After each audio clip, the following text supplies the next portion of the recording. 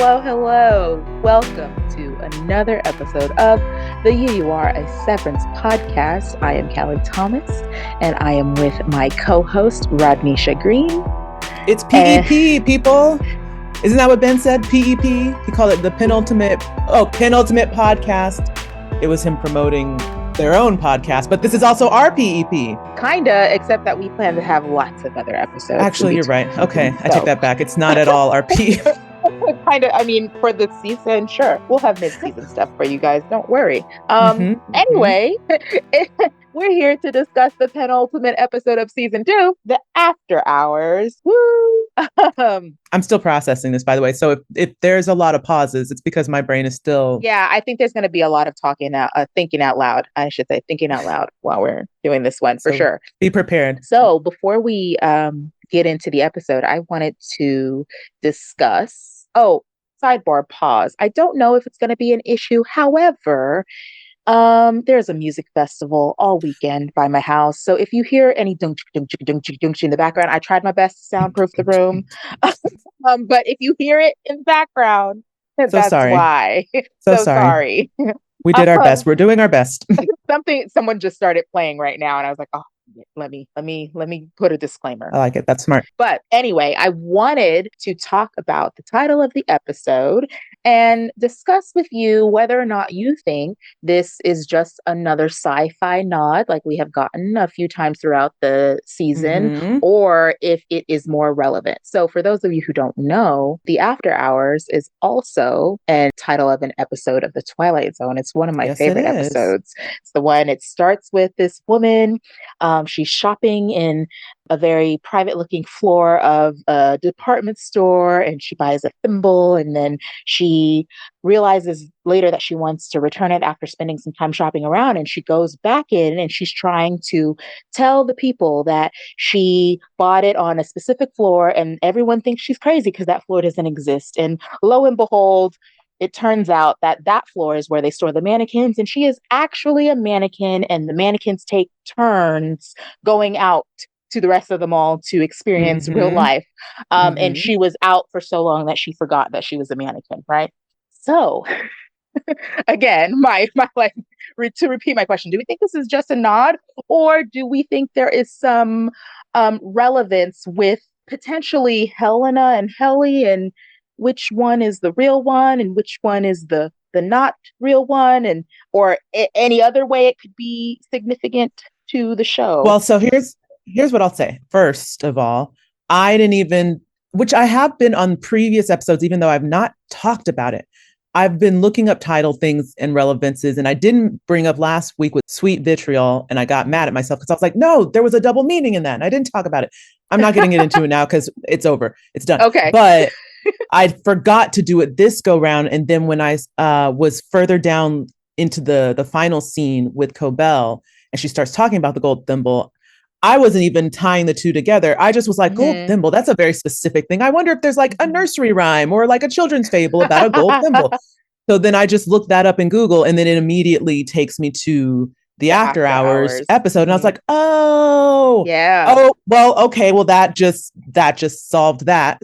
And then of course I see all the stuff on Blue Sky afterwards that is talking about it. So I was like, see, it didn't even dawn on me.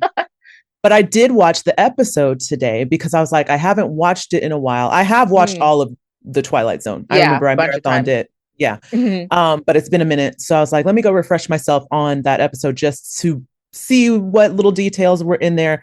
I definitely do think it's intentional and does connect. I am trying to figure out if it's just a general parallel to the Innie outie life of like, these mannequins are essentially Innies. They just kind of stay here. They don't ever get to leave, but then occasionally they get out and get to experience life on the outside, but then they got to come right back. So they don't really get to, that's a very blanket direct tie, but I don't know if it is getting into any character specifics. I didn't think too much about it directly tying to any one person so much as each of them have kind of had their own version of it, especially in this episode. We're seeing how they had those brief glimpses into a life on the outside and then immediately had it taken away.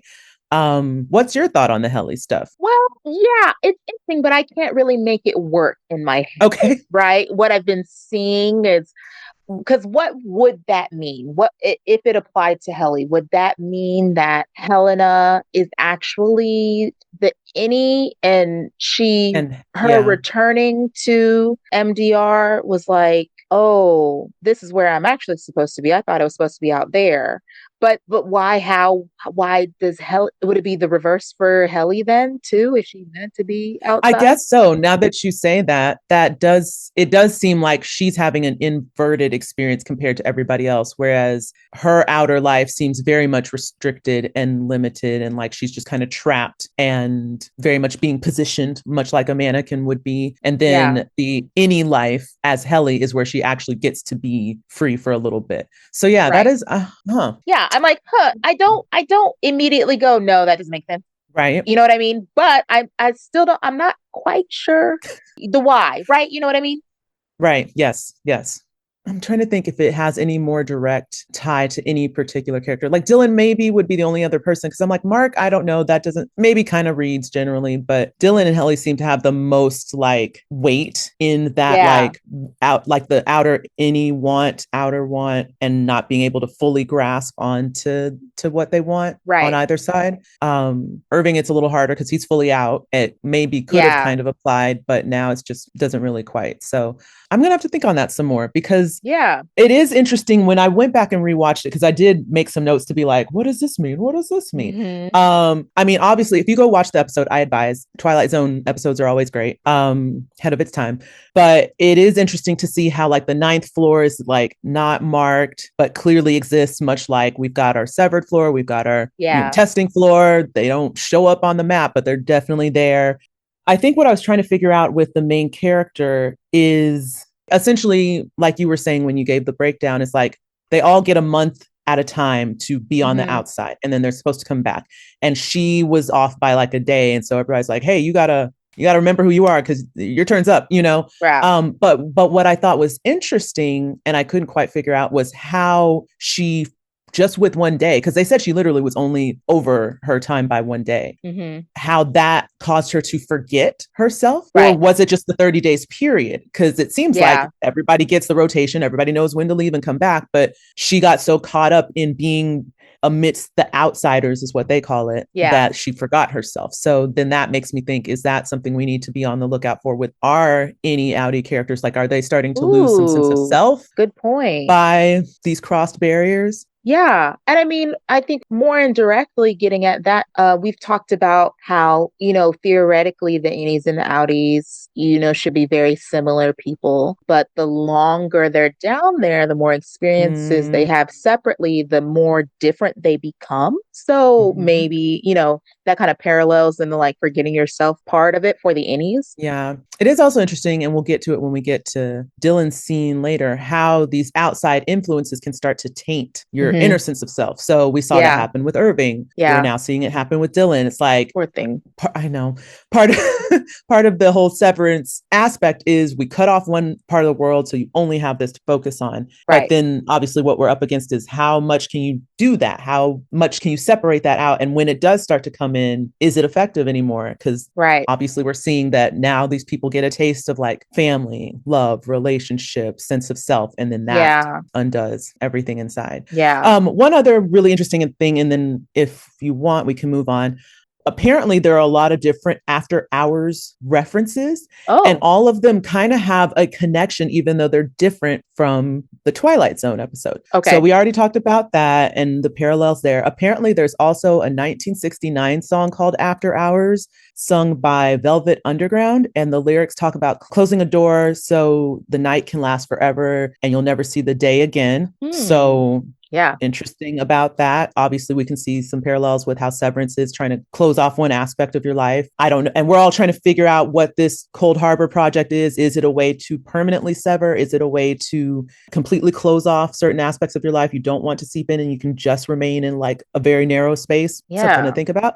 There's a 1979 book called After Hours by Edwin Torres. The main character in the book is a criminal who spends 5 years in prison. And when he comes back to the outside world, he finds that it's it's basically changed beyond his recognition. Everything's different. Hmm. So this may be about like there's such a want for in both directions, right? We kind of saw this with Irving. Once he got out and got to see Bert and what was going on there, coming back in just Yeah. didn't sit right with him anymore. It wasn't recognizable to him anymore. He couldn't Yeah. bear the weight of it. And we could say the same could be true for any innies that are trying to get to their outside life, like Helly. Yeah. Once she got outside and realized, oh, wait, this is my life. Mm-hmm. This doesn't look anything at all like what I thought my life would be. I thought I was this person. So then Right. there's that, right? Yeah. And then the last one is another song, I think that was made by The Weeknd, which I need to go listen to. I haven't heard. Mm-hmm. But the lyrics in the song talk about the desire to be reunited with a former lover and have children with them. And Oh. just this longing to want to be reconnected and reunited. So again, that could be another connection to Mark and Gemma, Mark S. and Helly,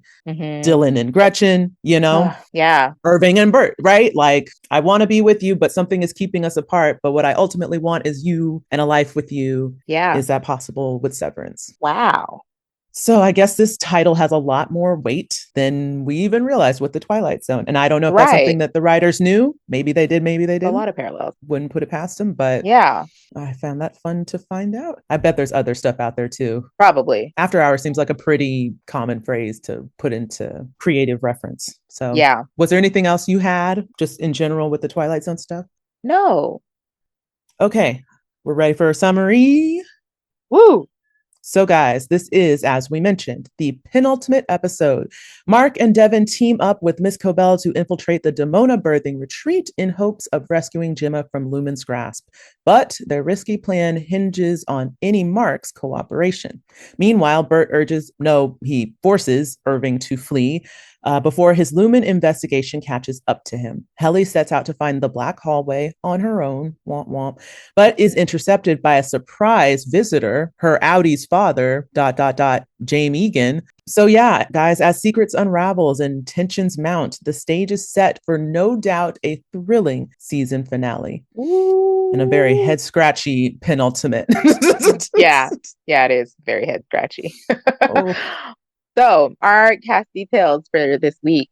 Guest stars are Merritt Weaver back as Gretchen, Dari Olafson as Mr. Drummond, Robbie Benson as Dr. Maurer, Michael Sibley as James Egan, and then our co-stars are Janine Marie Flynn as the gate guard and Mark Geller as Kier Egan. This episode was written by Dan Erickson and directed by Uta Brizowitz. I'm starting to, before we get into it, I'm starting to be able to tell the Dan episodes. Really? I was thinking about that earlier today. I was like, there, and I can't quite explain what it is, but there's something in the episodes he writes that I feel like is very, not very lore-ish, but like, I don't know, like the Lumen heartbeat. Okay. Is yeah. very, okay. Does that make sense? Yeah, that makes sense. I see it.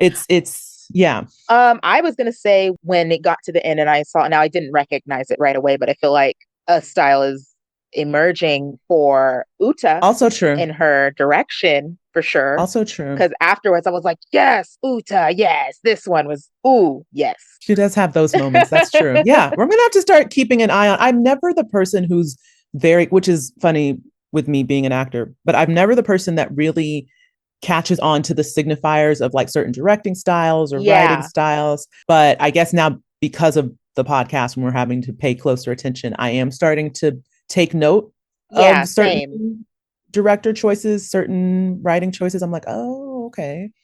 Okay, I'm starting to narrow in on the style a bit. Right. And so the other one Uta did was Attila. And so I can see a lot of similarities there. Once I saw her name on this one, I was like, oh, okay, yeah, I see that. And I'm just looking her up just a second ago. She's also a cinematographer.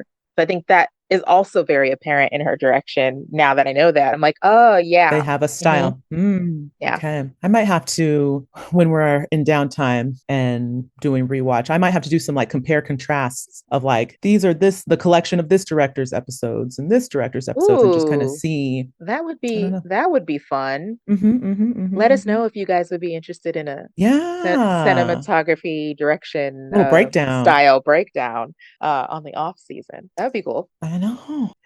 Well, I'm ready. Are you ready? Yes. Okay. Let's start with our cold open, guys. So We hear the ticking of a clock as a figure splashes into frame. We see the body of a woman swimming across the screen, and after a few beats, it becomes evident that this is Helena Egan.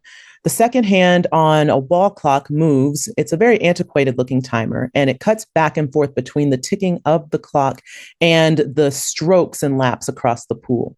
A wide shot shows that this indoor pool is set amidst a very snowy woodland landscape. A transition out of the water takes us to a dressed Helena Egan, ready for the day, as she makes her way upstairs to meet her father, Jane. She greets him with a very sterile father, and he responds, "A momentous day."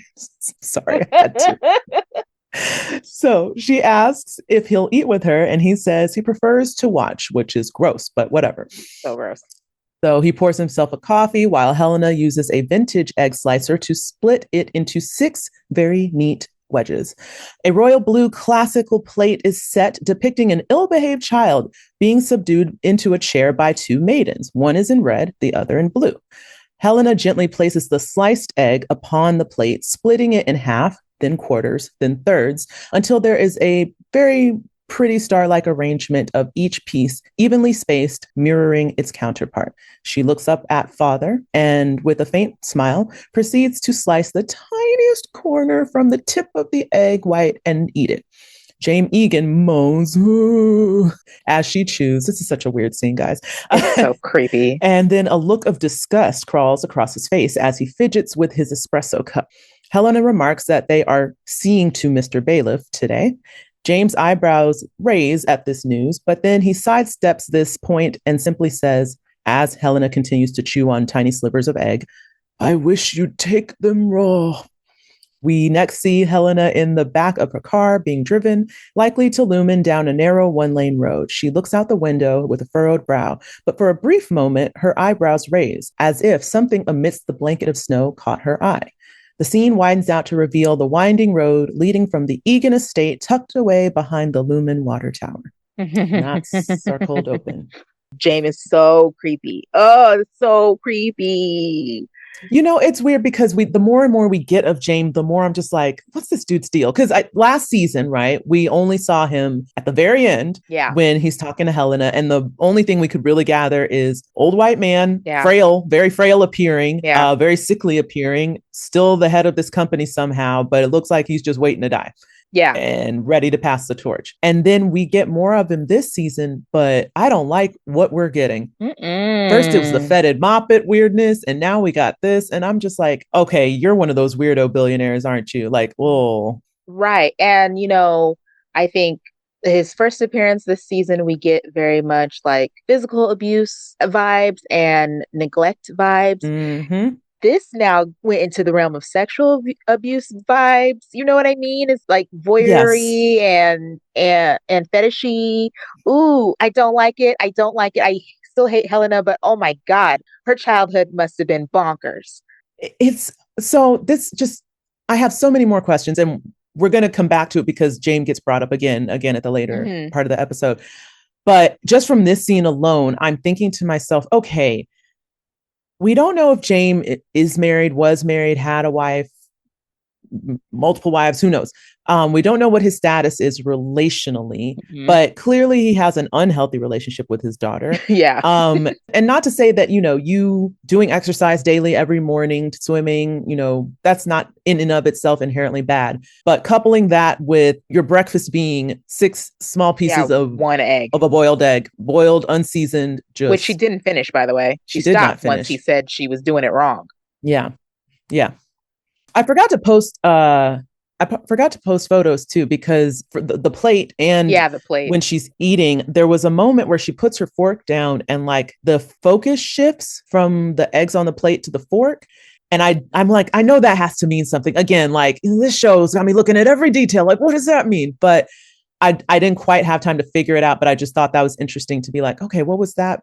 I think, and someone who knows etiquette, proper etiquette, classic etiquette training can correct me, but I think it was the symbol, the sign that you're done, right? You put your fork down a certain way if you're still eating, and then so he said that and she was like, okay, I'm done. Oh, okay. That might be what it means then. Okay. I couldn't tell if it was trying to zoom in on something on the fort because I'm looking at the details of the fort. Yeah. I mean, the most I saw was that it looked like it had little mountain ridges around the little gold part, but that doesn't mean anything necessarily. And then I also was noting how much egg was left and how she ate it, which was interesting to me. Yeah. So there were like 3 full pieces completely untouched. Mm-hmm. There was one piece that had kind of been eaten into, but not really. There was another piece where only the yellow part of it had been eaten out. Yeah, it's like she was like separating the yolk from the white Mm-hmm. and then eat, which is like not typically how you. Right. And then the first egg that she started, she cut the tip off, didn't eat that, but then That ate the and rest of it. So yeah, I was like, what is that? What is that? What is that? yeah, it was very particular. This is giving me separating the Fruit Loops from the milk, like and Get Out. This is giving me like, are you a serial killer type of vibe? Right, Like, what's with the weird right. egg eating? Why are we doing that? The plate was also very interesting to see. Mm-hmm. A lot of the color. I tried to see if it was an actual, period piece like vintage plate. I'm sure they probably had it made specifically for this, or maybe they didn't. I just couldn't find it. Yeah. But like you've got this little child in blue and gold in the chair, seeming very unruly. And you've got these 2 maidens, and they're both very specifically on opposite sides, right? Yeah. One in blue over here, one in red over here. And when she separated her eggs, I noticed too that she made sure, like, when she split them in half, she put them in exactly the position where the women were. And Yeah. then, like, unfurled it around that. I was like, this is such a weird ritual thing. But the first thing I thought when I saw that kid was, oh, it's the fetid moppet. That's Yeah. her. Yeah. That's her. That's her plate. You Yep. know how certain kids like have their plate in the house? I'm like, oh, that's Helly's plate. He's like, you get the fetid moppet plate, so you'll always know what a smelly, unruly child you've been to me. Oh my goodness. Yeah. So bizarre. And the red and blue is kind of a recurring innie outie thing. Which also, look at us. Look at us. Didn't do Look that at on us. purpose. Didn't All plan it. right. For No. those of you listening, we are wearing red. This is true. But yeah, the red and blue is like, lumen blue versus we see more reds. I Mm-hmm. mean, it's very dull and drab when we are in the outie world, but we definitely don't see any reds inside. We see the reds all out. So it's like Exactly. 2 halves of a coin there on her plate. Mm-hmm.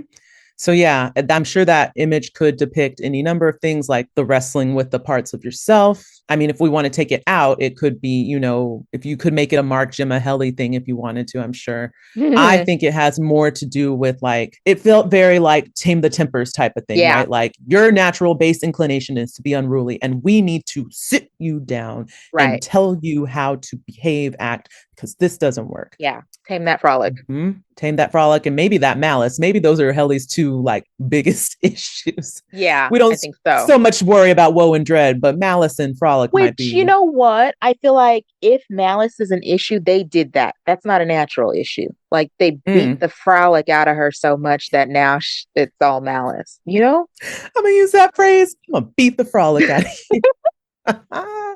But no, I think you're right. I think you're absolutely right because she probably became a very angry child because she couldn't just be free to be a child. Right. As we know, Lumon doesn't appreciate children in and of themselves. They need to be useful or they're why have them?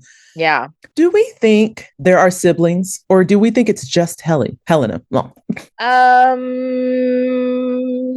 We talked about it a little bit before with Mr. mm-hmm, Drummond, and then it comes back mm-hmm. up again in this episode for sure later on. But I think yes because of this Yeah. episode, but I still think no that she not that she grew up with. Okay. That would make sense. Yeah. Also, why do we think James wants her to quote take them raw with the eggs? Because that's how Kier liked them, remember? 3 raw Thank eggs in the you. morning. Thank you. Yes, you're right. Oh, so now wait a minute. Then is this a show of obstinance by Helena by having Maybe. them boiled? Maybe. It's like her small way of rebelling in this outer world. Right, because it definitely sounds like something that he has told her before, right? Like, we've gone over this so many Why times. won't you just take them raw? Oh, now okay. That puts a whole new spin on it. I completely forgot about the Kier 3 raw eggs thing. That makes sense. Makes a lot of sense. Okay. Huh. The only other thing is just that moment in the car. I don't know if you noticed it because I rewatched it a few times and I was like, okay, they definitely held on her face long enough to show that change. And I was like, did she see something? Did she remember something? What is Yeah. this face? Because it literally went from her just being solemnly in the car and just looking out the window like, huh. And then it's like she squints and then she's like, huh. And then that's it. And then they don't Yeah. show you. And I'm looking when they panned out into that wide, I'm looking all in the snow. I'm like, what does she see? Is it an animal? Is it a car? What's out there? And of course they didn't show it, but they held on that face. Yeah, I don't know. I don't know. I think I was too caught up trying to look at like trying to make a map of it in my head. So is the Egan house across, which by the way, I didn't realize that they lived together still until Mm. Dan said it in the after show. Dan Erickson said it in the after show. I was thinking that her dad just pops up at her place sometimes, which would be very on Oh, par. I automatically assumed as soon as she walked up those stairs, I was like, oh, gross. She lives with them. I mean, not that that is gross, but like Right. No, their it's relationship is gross in weird. this. Yeah, in Yeah. this context for sure it's gross. But I thought I was like, her dad just be popping up. Because I think because we know that she doesn't even have free access to talk to him based on earlier conversations that had happened with Mr. Drummond. We were like, dang, she Mm, doesn't even have access to him. So I think I assumed that he just pops up. hmm. But that's even worse. That's even worse for their communication if they do live together and she still feels that way, right? Yeah. He just chooses not to talk to her. I mean, look at the way this little Yeah. exchange was. Yeah. Like, she's trying to engage, and he's just like, "Mm." Right. So Yeah. But I was like, huh, so do they just live opposite of Lumen, but it's like not very closely, or are there multiple water towers? Because it looked like, they zoomed out, they drove out, and then, they end on pulling back on seeing that water tower. But that water tower is also flip, the bottom of Lumen campus building, right? You know right. what I mean? So I was like, I wouldn't be where is surprised. this? I wouldn't be surprised if they're not too far from campus. I mean, not like close, but I'm sure they are within the property, if that makes sense. Like they probably own a Yeah, but lot of like if you land around there. Yeah. So like if we've seen that shot. Like if you zoom out from above, you see what looks like people are saying it looks like a uterus. Oh, yeah. Yes. So I'm like, if they zoomed out even further, is it just way down there on the opposite end? Is you see what I'm Probably saying in the water towers probably. in the center? I don't know why this matters, but I was like, I was trying to see, honestly, you're not the only one. I was trying to see where things branched off and if it would kind of circle around to something, but they yeah. definitely But cut it then they off to where you stopped couldn't there. quite tell. Yeah. Yeah. I wouldn't be surprised if that's where the placement is, but I'm Okay. sure it's not accessible, but it probably Yeah. is on the opposite end. I mean, again, it makes sense in conceptually, right? If we're looking at the any outie aspect of life, it's like, oh, we want Right. to be in parallel with, our entity. Yeah, and then it was like a road or a river or something hard to tell slicing down the middle there. Mm-hmm. Um, shall we move on? Yeah, yeah. So the next scene starts in black, and we hear the words unveil as a sheath is removed from a wooden statue of an older Jane Egan. And we see Miss Wong looking at this bust in front of her, and we hear the voice of Mr. Milchick say, Eustace Wong, today marks the end of your Wintertide Fellowship. Miss Wong seems saddened to hear this news, but remains silent as Milchick tells her that her belongings will be moved from her parents' house to the Gunnel Ingen Empathy Theater in Svalbard, which is a Norwegian territory, by the way. We'll get into that, Mm-hmm. where she will steward global reforms.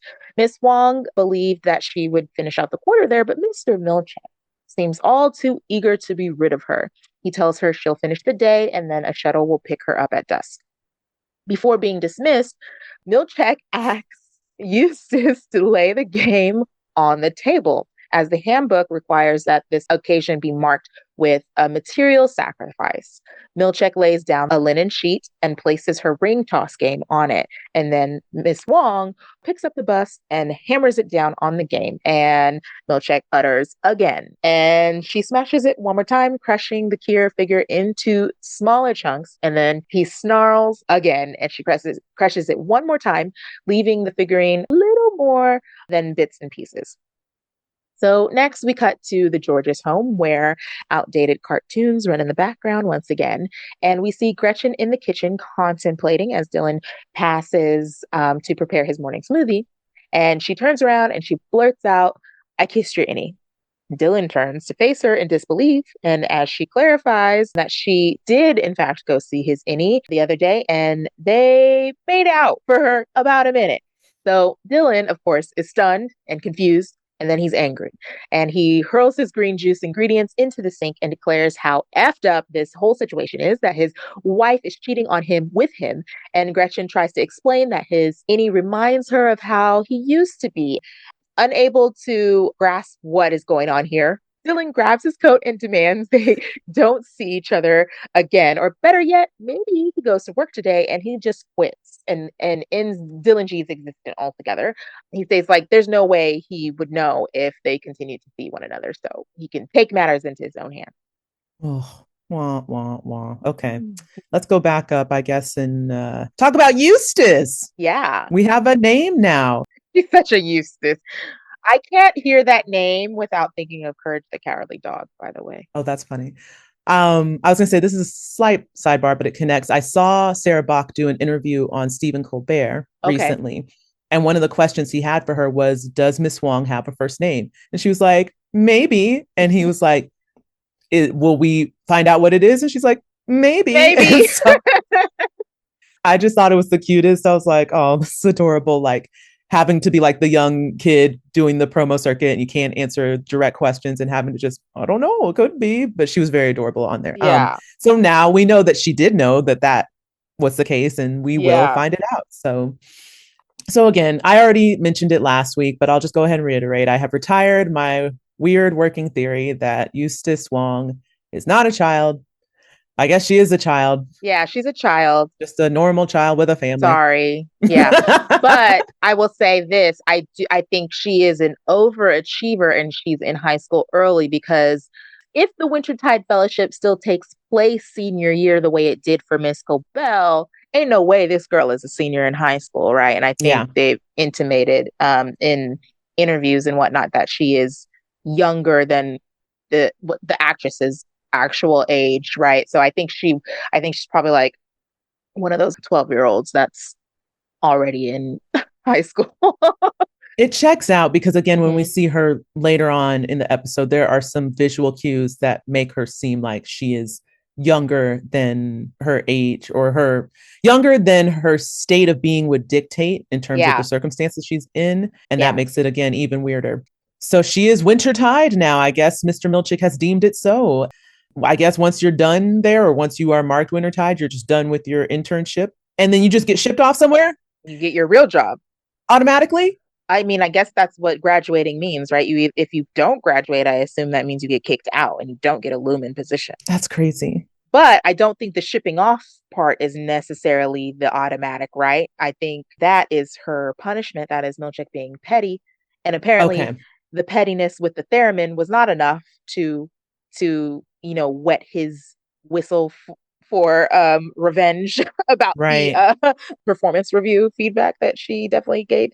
And it was one of those things where, like, of course, I didn't know where this was, right? So, but with a name like that, you just know it's far away from where they are.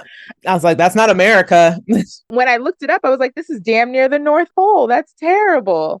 I didn't look up on the map, but when I saw it was like Norwegian territory, I was like, oh, Yeah, so okay. it's I'll read you the little blurb. It's a Norwegian archipelago between mainland Norway and the North Pole. So it's above Norway, Mm, Sweden, Finland. okay. In the waters there.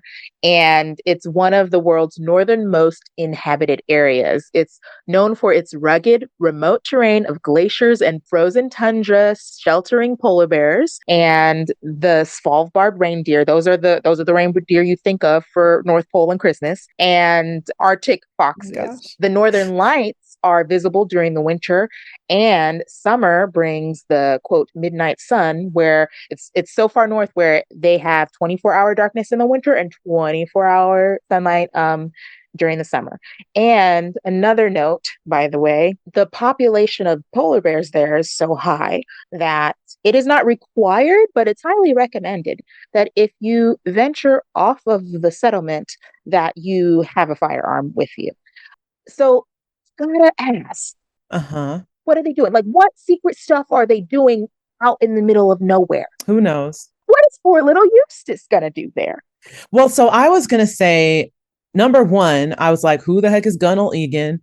If his empathy center, if he is the namesake of this empathy center, I'm gonna guess he's an Egan who either wasn't acting right or is one of the outcast Egans That's a for good them to point. send him to Norway. and be like, yeah, okay, you can have the empathy center out here in the North Pole. Right. So it feels like one of those places maybe they put people who they probably are trying to intentionally punish, like, you go here, Yeah. we don't want to deal with They you, exiled her. and who knows what the heck they're doing. The fact that it's called the empathy center, like, what does that mean? Are you learning empathy? Are you teaching empathy? Are you, and we know for a fact that Egan's and empathy are not synonymous. Well, I mean, it's one of the nine core values, which I gotta say, because the Egan's and empathy are not synonymous, I had to look. I just looked it up. I could surmise based on what the word empathy means, but it doesn't make me think of anything Lumen would be doing. No. And if they are doing that, they're keeping it very, again, very remote and away from the rest of Lumen ongoing. So who knows? I feel bad for Miss Wong, because if she thinks it's cold there in Kier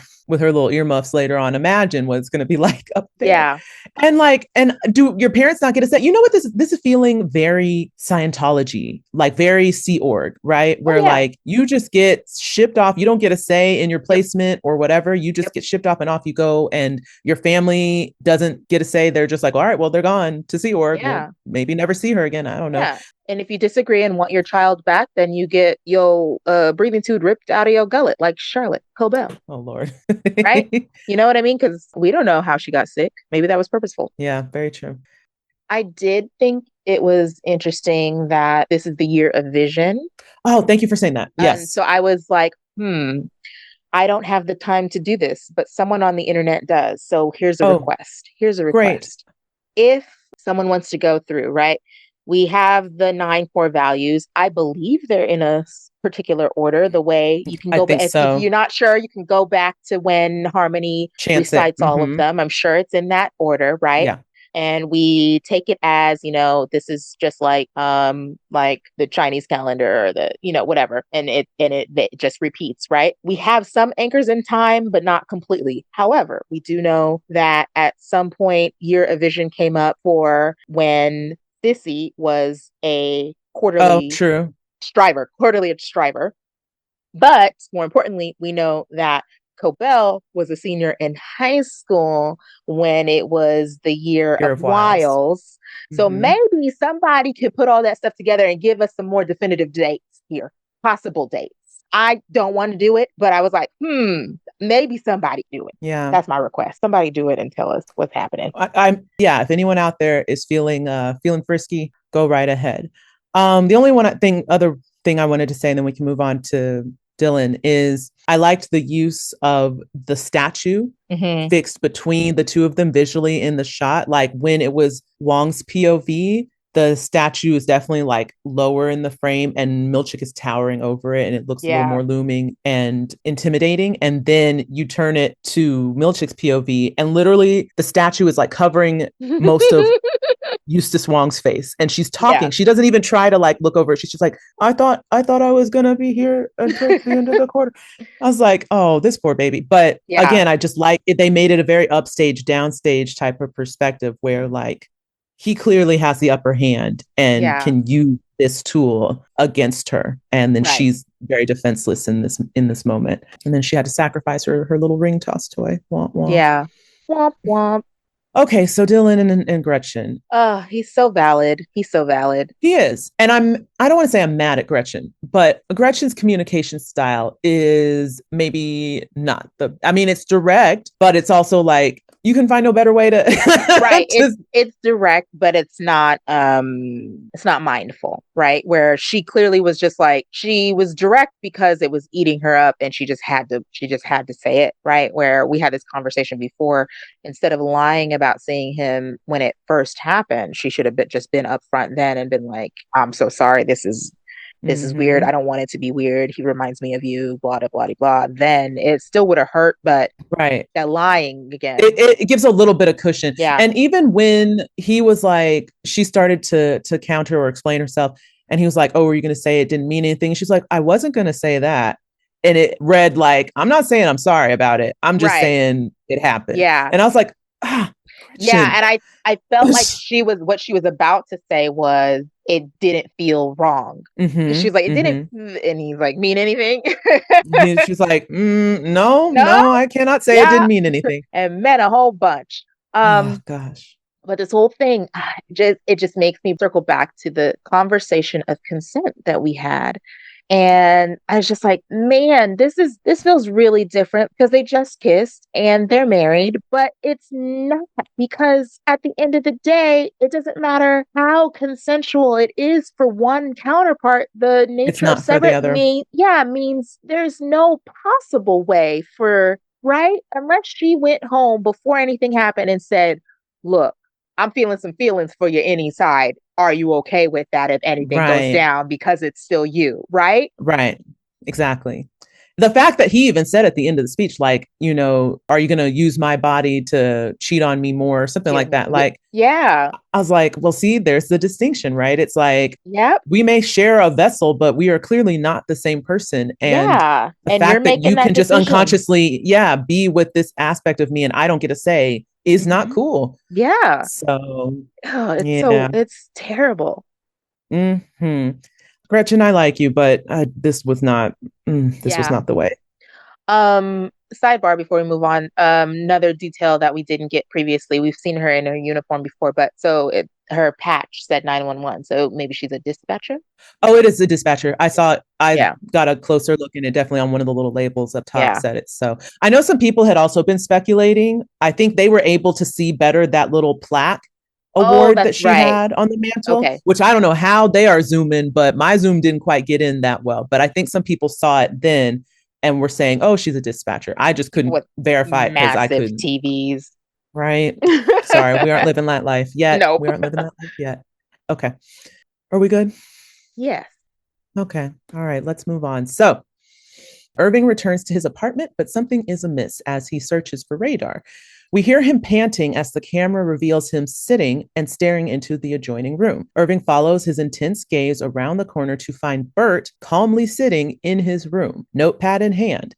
He reads, Bert, they may be also connected to several recent disappearances or deaths. Goodman may have participated as a low level Lumen enforcer or goon. Irving begins to explain himself and says that this was before he knew him and he now knows that he was wrong and he knows that Bert is not with them. Bert then eerily asks if Irving will go for a ride with him. Irving apologizes again, but Bert stands, comes towards him face to face, and says one more time, go for a ride with me. Back at Lumen, the angled white halls tell us that we're back on the testing floor. We see a beleaguered Dr. Maurer with a blue head bandage on, watching Gemma on the screen as she sits at her small dining table and is facing the wall. Dr. Maurer then switches the screens to the Cold Harbor project file and sees that it is still at 96%. He calls Drummond to alert him that the numbers aren't moving. Drummond then calls Milchick and repeats the same information. And he says that the final quota was promised today and that he needs to get Mark there now.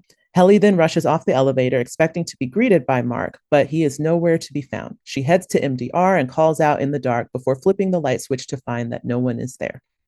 I got really nervous during the Irving scene at the beginning. I was like, oh, what's in his house? Because I immediately was like, where's the dog? And then he was like, where's my dog? And I was Yeah. like, oh no. Oh, and then the panting. And I was like, okay, so he's not dead. Because you know how I was worried about with Drummond being in there. I was like, where was Radar this Was whole the time? dog Yeah, the whole time? Yeah. I did think it was Drummond going to be sitting there when they I turned the did too. corner. I wasn't I did expecting too. Bert, but I wasn't relieved that it was Bert because it was immediately like, here we go. Here we go, mafioso Bert. In the black trench coat. Oh no. Ooh, Sitting. what's he about to do? I was like, oh, here we go. So here's my question. Uh-huh. I mean, we already kind of presumed the possibility that Drummond called upon Bert to distract Irving, get him out the house so that Drummond could go rummaging, right? Hmm. So is the same presumption that Drummond finds this information, he hits up Bert and is like, take care of it, deal with it. Hmm. Because I found it interesting that he was going through his trunk and his things, like maybe Yeah. he hadn't seen the information or wasn't privy to it.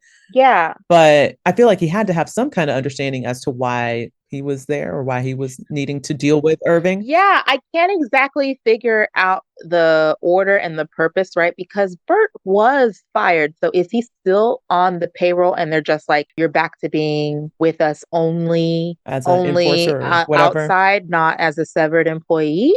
Or is he done, right? Because if he's done, it doesn't make sense for him to be the one called to like take Irving out. Um, Right. and then I also was like, but why would he help Drummond set up and then help Irving? Unless it was he did this, but then his mind was also changed by the dinner party. And then I'm now he feels bad about it. So he's like, yeah, so maybe he's not the one that is going to be sent to take Irving, but he knows that that's probably what they're going to do. So he gets there first. because that's what I was trying to figure out. I was like, if he wasn't the one they were sending to deal with Mr. Bailiff, Hmm. then how did he find out that that was likely going to be happening that day? Like, is he still in contact with whoever those people are? Yeah. I don't know. I can't quite figure it out because there's gaps. But I am inclined to think, like you said, that I think, and this puts more context too to why Bert was tailing Irving Hmm. early on in the earlier episodes when he was just kind of following him around in his car, is that they probably did want him to keep an eye on him, is my guess. The Yeah. only thing I can think is either after the OTC, Lumen just started trying to piece together, because, they obviously went to each of them and asked them what they did that night. Irving Yeah. lied, Yeah. but I'm sure they're thinking, this man's full of crap. I don't believe he just sat here all night. Hmm. What would his connections be? What does he know? Who would he want to get to? That, or after it happened, Bert Bert hits up called. Lumen and is Yeah. like, this dude just showed up at my door. I don't Right. know what he wanted. He's screaming, and then he just went away. Or Fields did. Or Fields called. Hmm.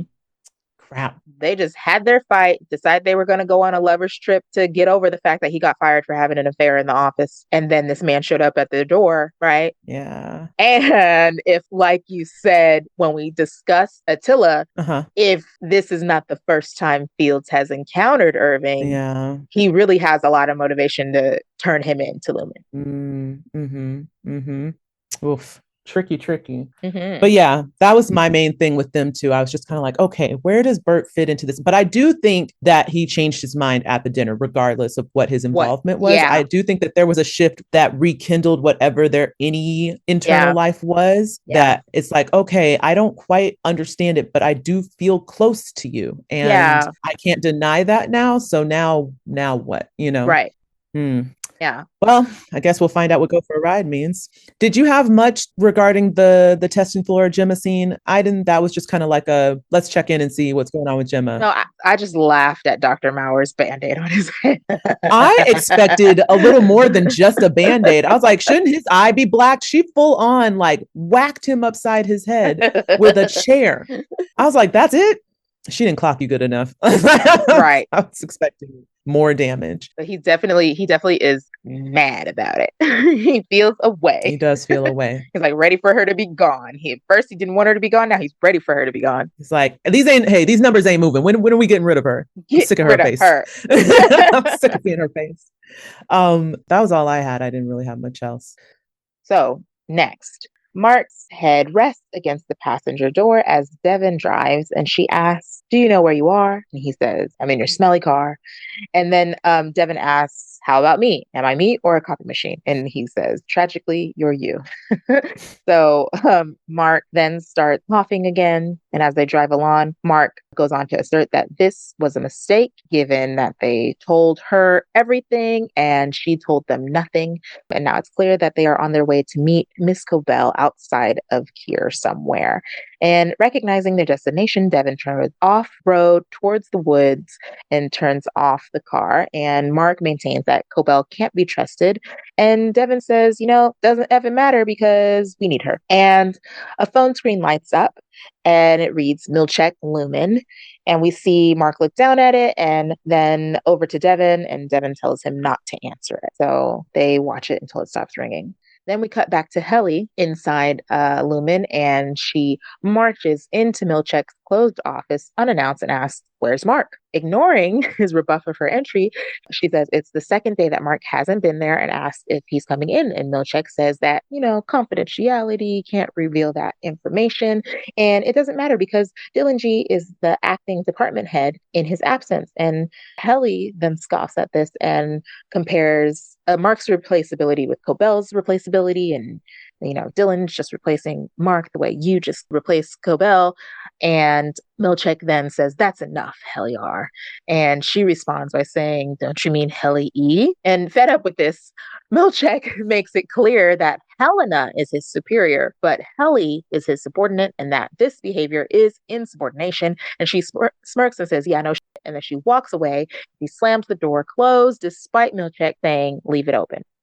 So, Mark Devon, not a lot there. The only thought that I had during that moment was when he started having the coughing fits. I was like, so the journeying did not resolve whatever physical illness impacts this reintegration is having on Mark, essentially. No. So what was that all about? What was the point? Because Ragabi was going to do it again. You know what I mean? They're That's not true. Done. And I had the same thought at the end of the last episode where Devon told Cobel on the phone, Mark has been reintegrated. I'm like, no, he hasn't. Huh? Y'all started the process. It's not done. It's not done. Ragabi ran away.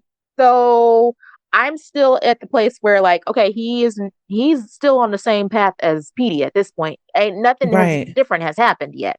And I think I had the same thought last episode when Cobel's talking to Devon and Mark on the phone. And when she mentions the reintegration, she's like, oh, she hasn't killed him yet. Yeah. And so at that point, I was thinking, well, wait a minute. He came out of the coma. So he should be more in the clear, or should be healing, or should be recovering, because it felt like it was leading to that. And that maybe that's what usually, offs reintegration folks. But now it's like, okay, I guess that didn't matter. I guess there would still have been more processing that needs to happen. And then my thought is, how many times would she have to do this little poking around in the brain and whatever, flooding the chip or whatever? Because I thought the point of flooding the chip was to accelerate past all the things that would have been a hang up and a hindrance to reintegrating. The fact that he's still over here coughing and having spells, I'm like, oh, shoot. Okay, so he's still not out of the woods. Great. Yeah, but I think as always, we don't know because Ragabi didn't know, right? Yeah. Because she was like, looks like he's going to need some more. When he wakes up, we'll do it again.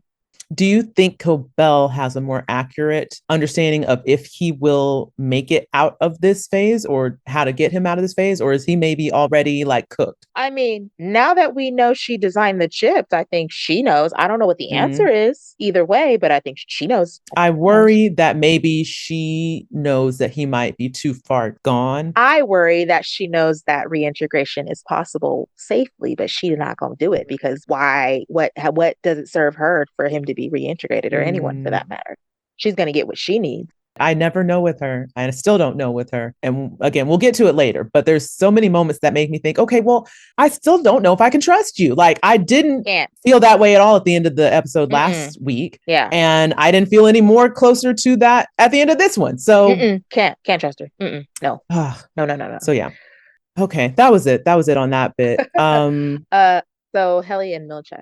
Woo! Before knowing what was going to happen. Well, the first time I watched this, and Helly slammed the door, and he took one of those deep breaths, but it wasn't an effective deep breath. Like, it stayed in his chest, and he was like, I said, that angry breath. Yeah. Oh, he gonna blow. What else? Oh, don't push Milchick this episode. It's gonna happen. I didn't know what was gonna happen, but I was like, this strike one. I don't know what's about to happen, but this strike one. Watch Just out. The way she came in there. Yeah. He said, excuse me. He said, y'all gonna stop barging into my office and disrespecting my space is what y'all are gonna do. And when she slammed that door, he said, oh.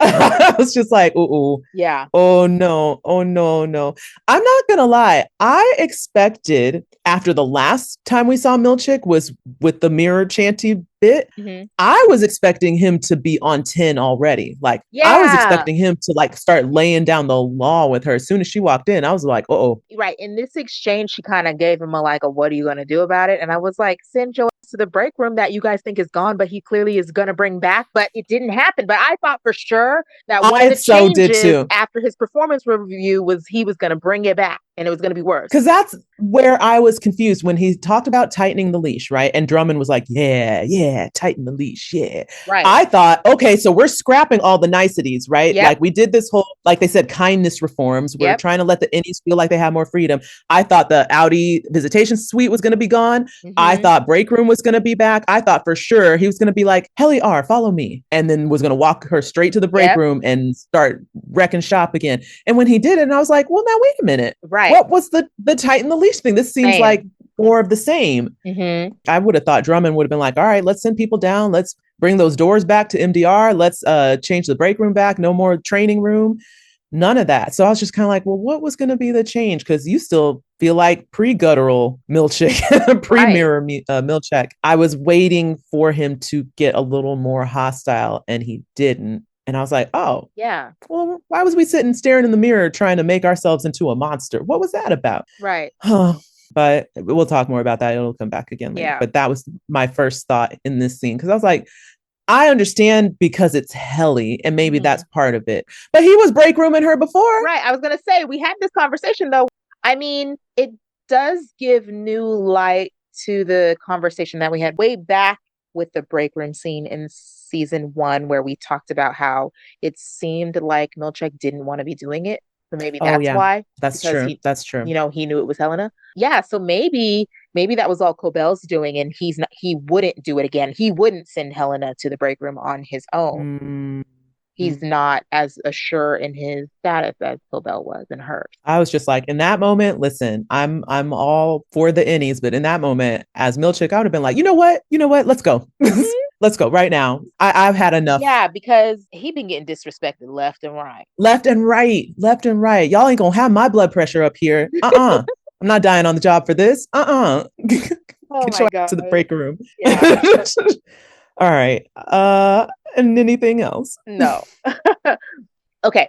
So a defeated and isolated Milchick in his office fades into another moment in the Audi visitation suite with Gretchen and Dylan G. Gretchen confesses, I told you about us. And at first, he's confused, and Dylan then comes to understand that Gretchen told his Audi about their relationship. And at first, he looks concerned, but then he covers it by presuming his Audi was happy, and he's making Gretchen happy, happier than his Audi can.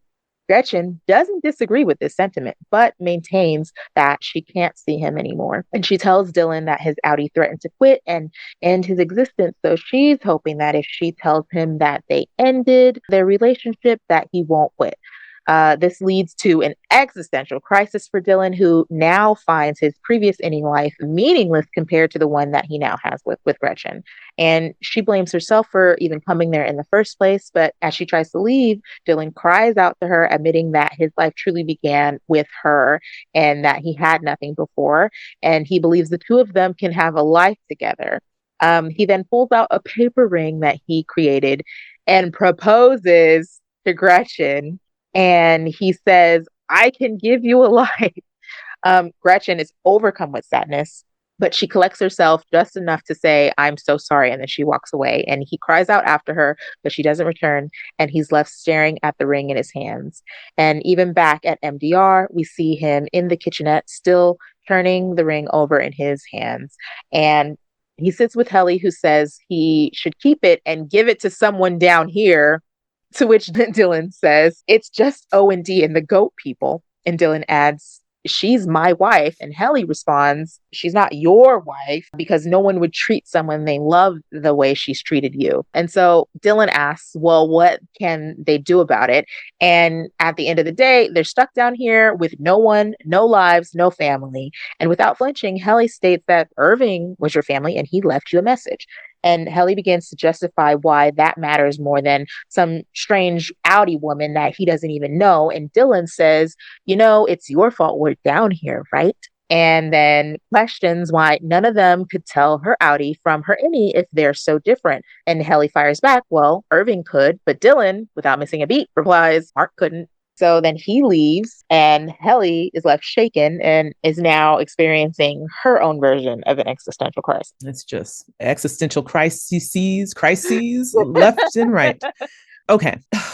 This whole thing is just a mess. It's just a mess. It just Uh-huh. is a mess. And once again, Gretchen does not manage this conversation well. And I'm just like, girl, you didn't rehearse on your drive. Like, how am I going to explain to him? Like, maybe that's just not her. Maybe that's just not her communication style. I don't know. Now, to be fair, it wasn't terrible as far as breakups go until he pulled out the ring. And then she was like, oh, I can't do this. I cannot, what? It's true. I mean, it wasn't perfect, but she was saying, like, hey, this can't happen. And I gotta, like, how else do you end an affair?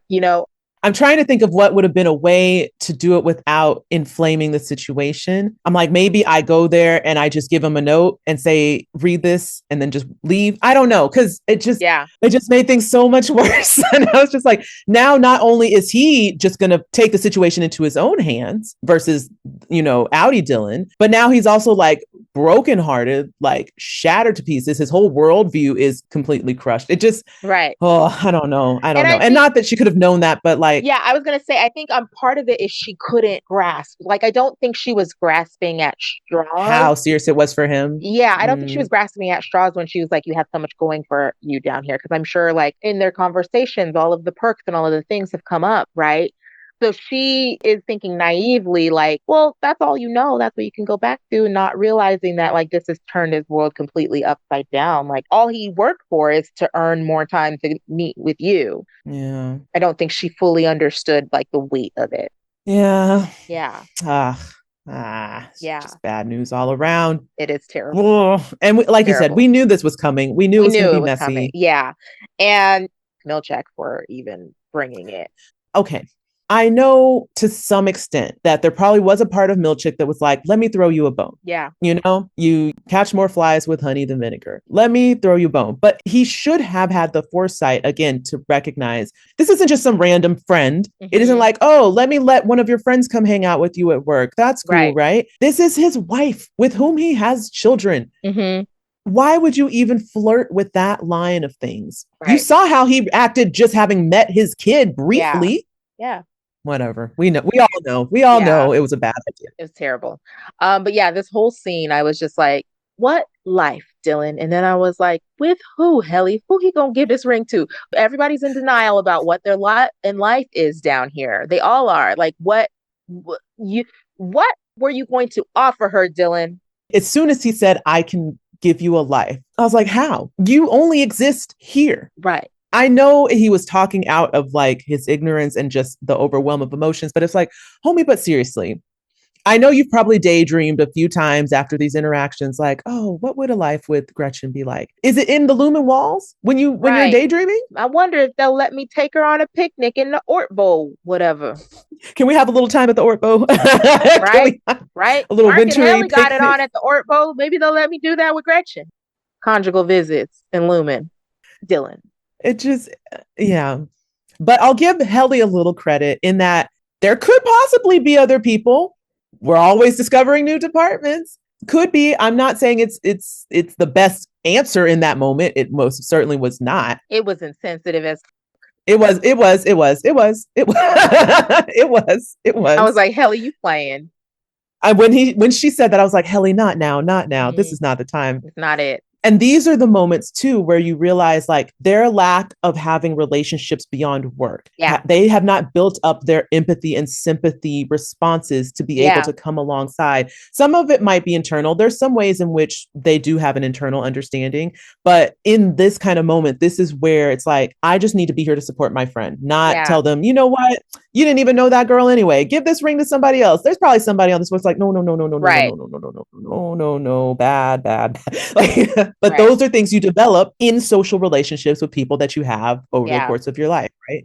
Yeah. And I think ultimately what Helly was trying to do was get him riled up enough to go on this mission with her, right? But that was selfish. It was selfish. Yes, I was going to say that. It is very selfish, but also very tone deaf in that if he just lost the love of his life, why does taking Lumen down matter? Because taking Lumen down is just a whole bunch of work for the same result of him walking out, right? Yep. Either way, he's not going to be with Gretchen, and that's all that he cares about in this moment. I also feel too that in a way it's Helly projecting because Mark isn't here Yeah. for apparently the second day in a row. Hmm. She's probably freaking out like, what if Mark doesn't come back? And we've started this thing. And in her mind, the only solution is take Lumen down. That's how Yeah. we fix it. That's how I get Mark Yep. back. That's how we make it right. And it's like, Mm-mm. nah, girl. And again, you're projecting your thing now onto Dylan's situation. And that's not the same situation. Yeah.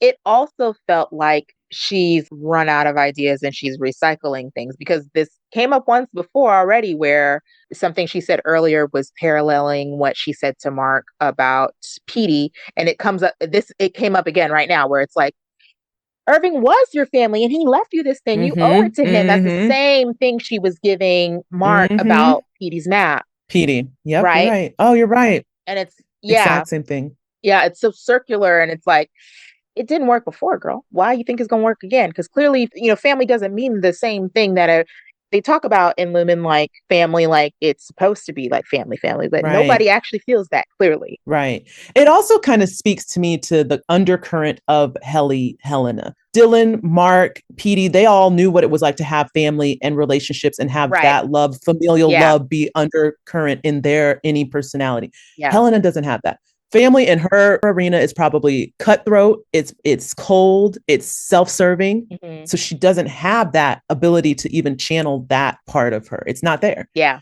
Hmm. All right. Okay, so a blue truck putters down the same winding road as Mark and Devin. We see that Cobel is on her way to the meeting spot that is apparent to everyone, I guess. As she parks and walks toward them, Mark scowls, making it visible there's still some mistrust on his end. She greets Mark and asks, "How are you?" Sarcastically, he says, "Oh my God, I'm so good. My wife's being held prisoner at Lumen, and I just got brain surgery in my basement." Cobel then tries to assure Mark that they are allies now, but Mark can't get past the previous betrayals, rightfully so. Devin skips over this and asks if Cobel can indeed get them into the Demona birthing retreat so they can talk to Mark's Innie. Cobel suggests that they wait until nightfall because even then it's still going to be kind of dangerous, but this will provide a little more discretion.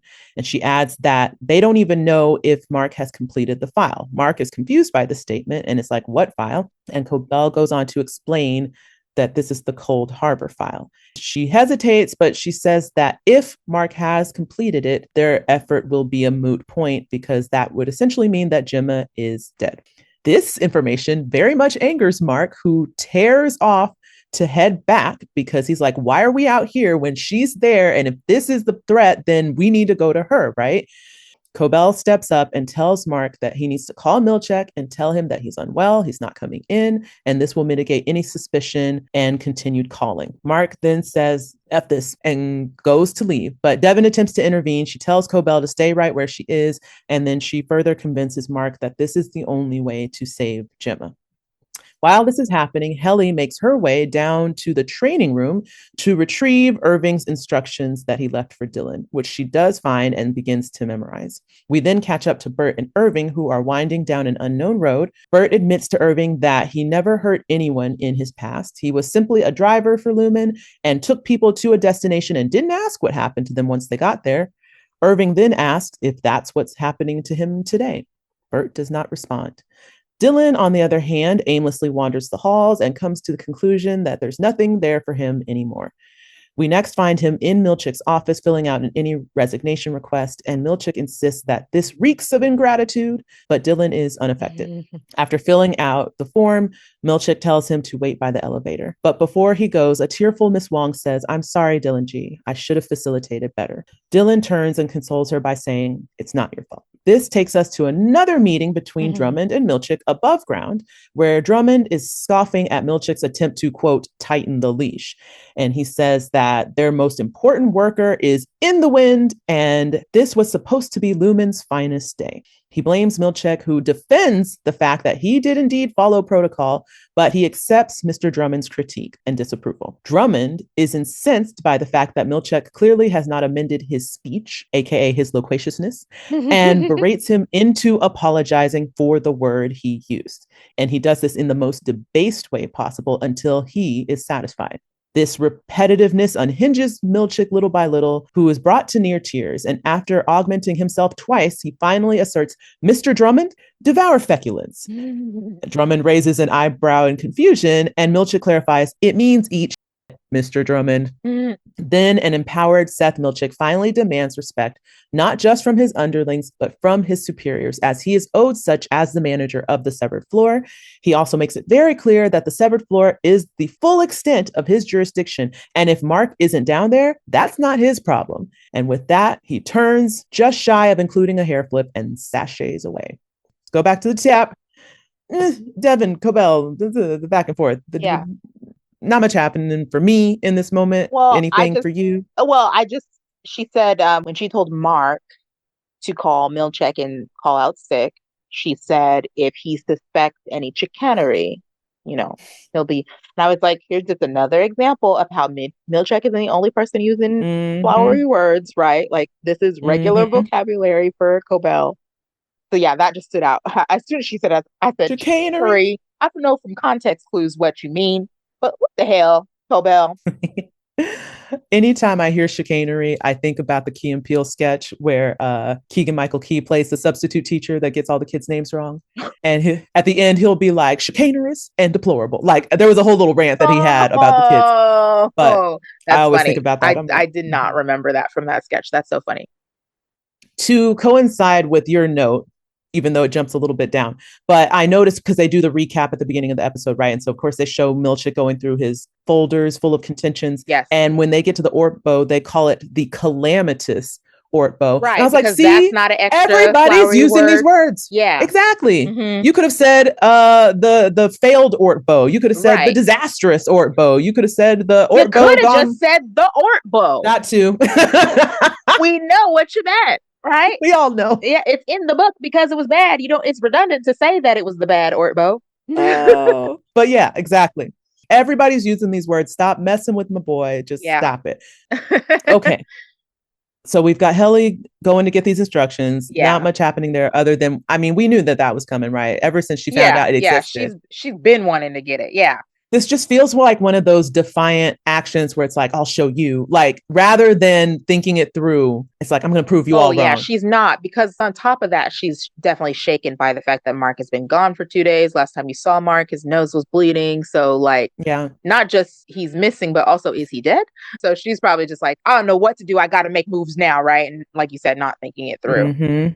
And again, I think after the insinuation that Dylan just gave her, which is you're the reason why we're all stuck down here. And also, if we're so different, how come we couldn't tell? Like, I feel like this is one of those Helly moments where it's like, I'll show you I'm different. I'll show you Yeah, why I'm not her, blah, blah, blah. yeah, And she's got to overcorrect. yep. I got to show you that I'm different. And also, I have to find a way to save you guys if you think I'm the reason that you're down here.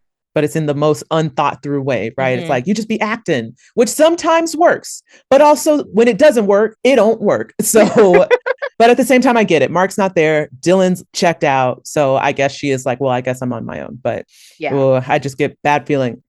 Okay. And then Dylan has his moment. gone to, do his resignation request. Yeah. So Question for you. yeah. Are they still doing it where the innie fills out the request form, but the outie has to approve it? Or are they now allowing the innie to say they want to go if they want to go? Well, I thought that at first, right? Because Milchick did extend that to them when he first brought them back.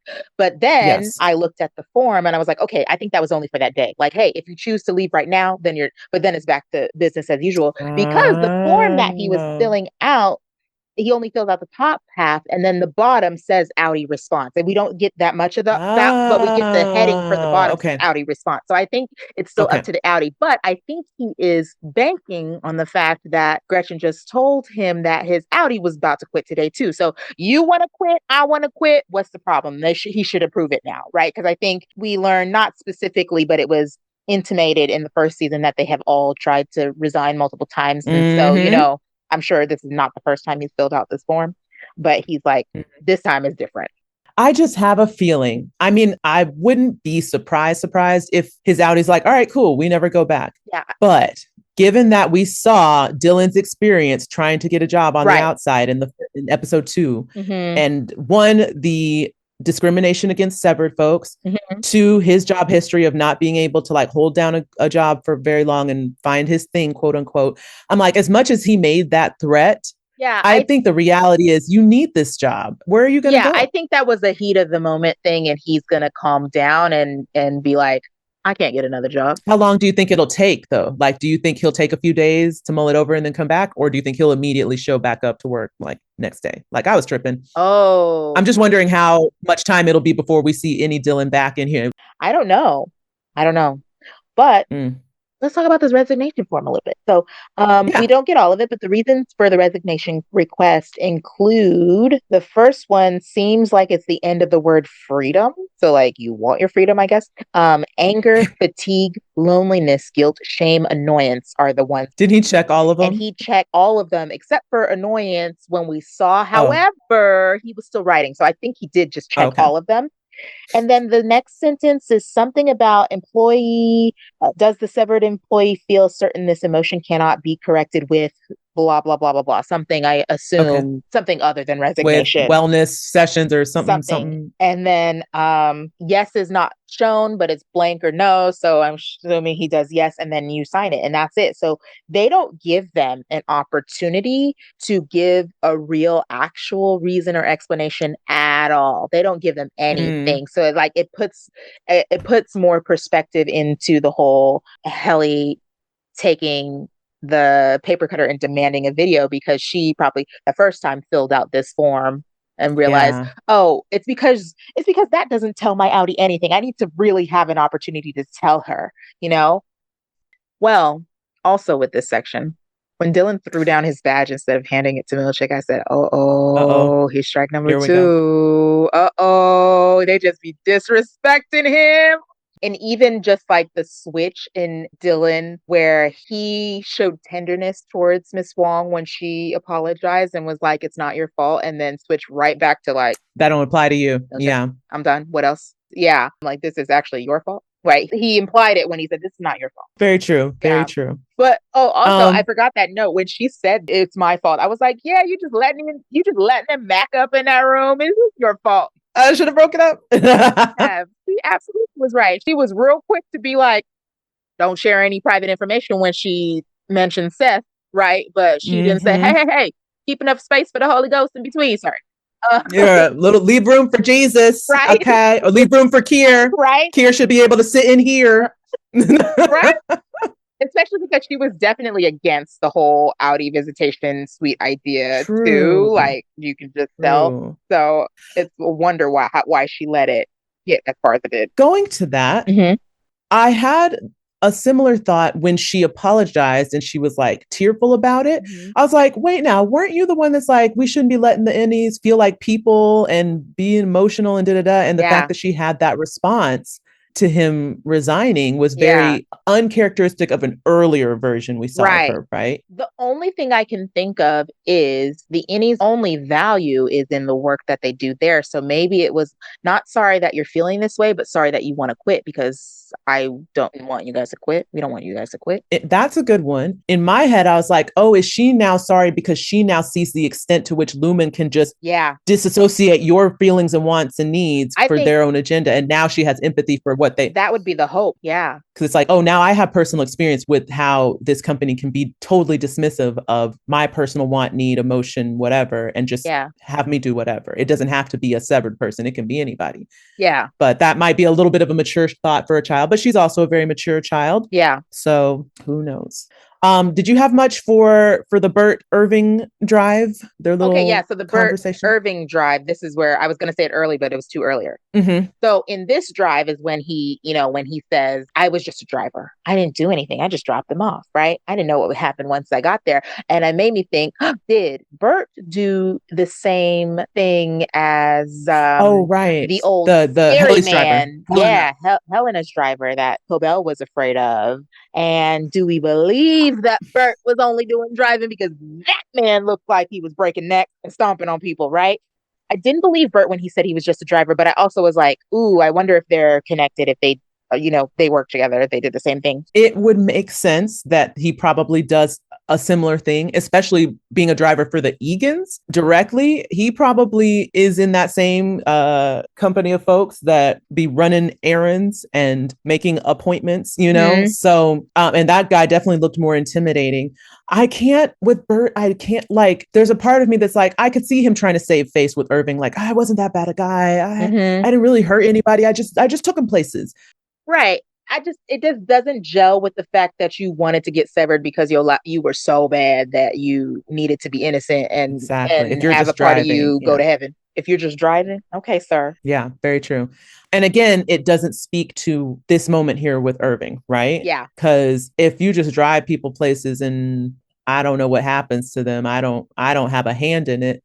I don't know. It doesn't seem like the whole truth. Yeah, because you're sending Irving off to avoid him having the fate of the people that you used to drive around. You knew what was happening to them.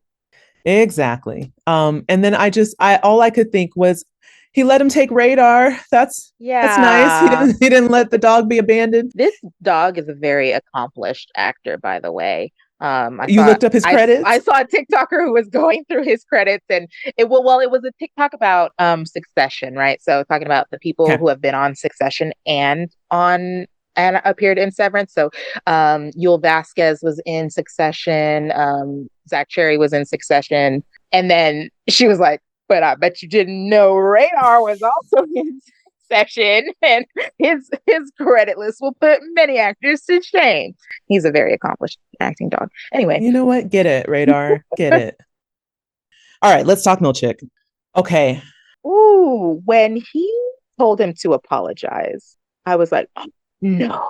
I was getting so internally Ooh, enraged yes, on his behalf. yes. And I was like, here we go again.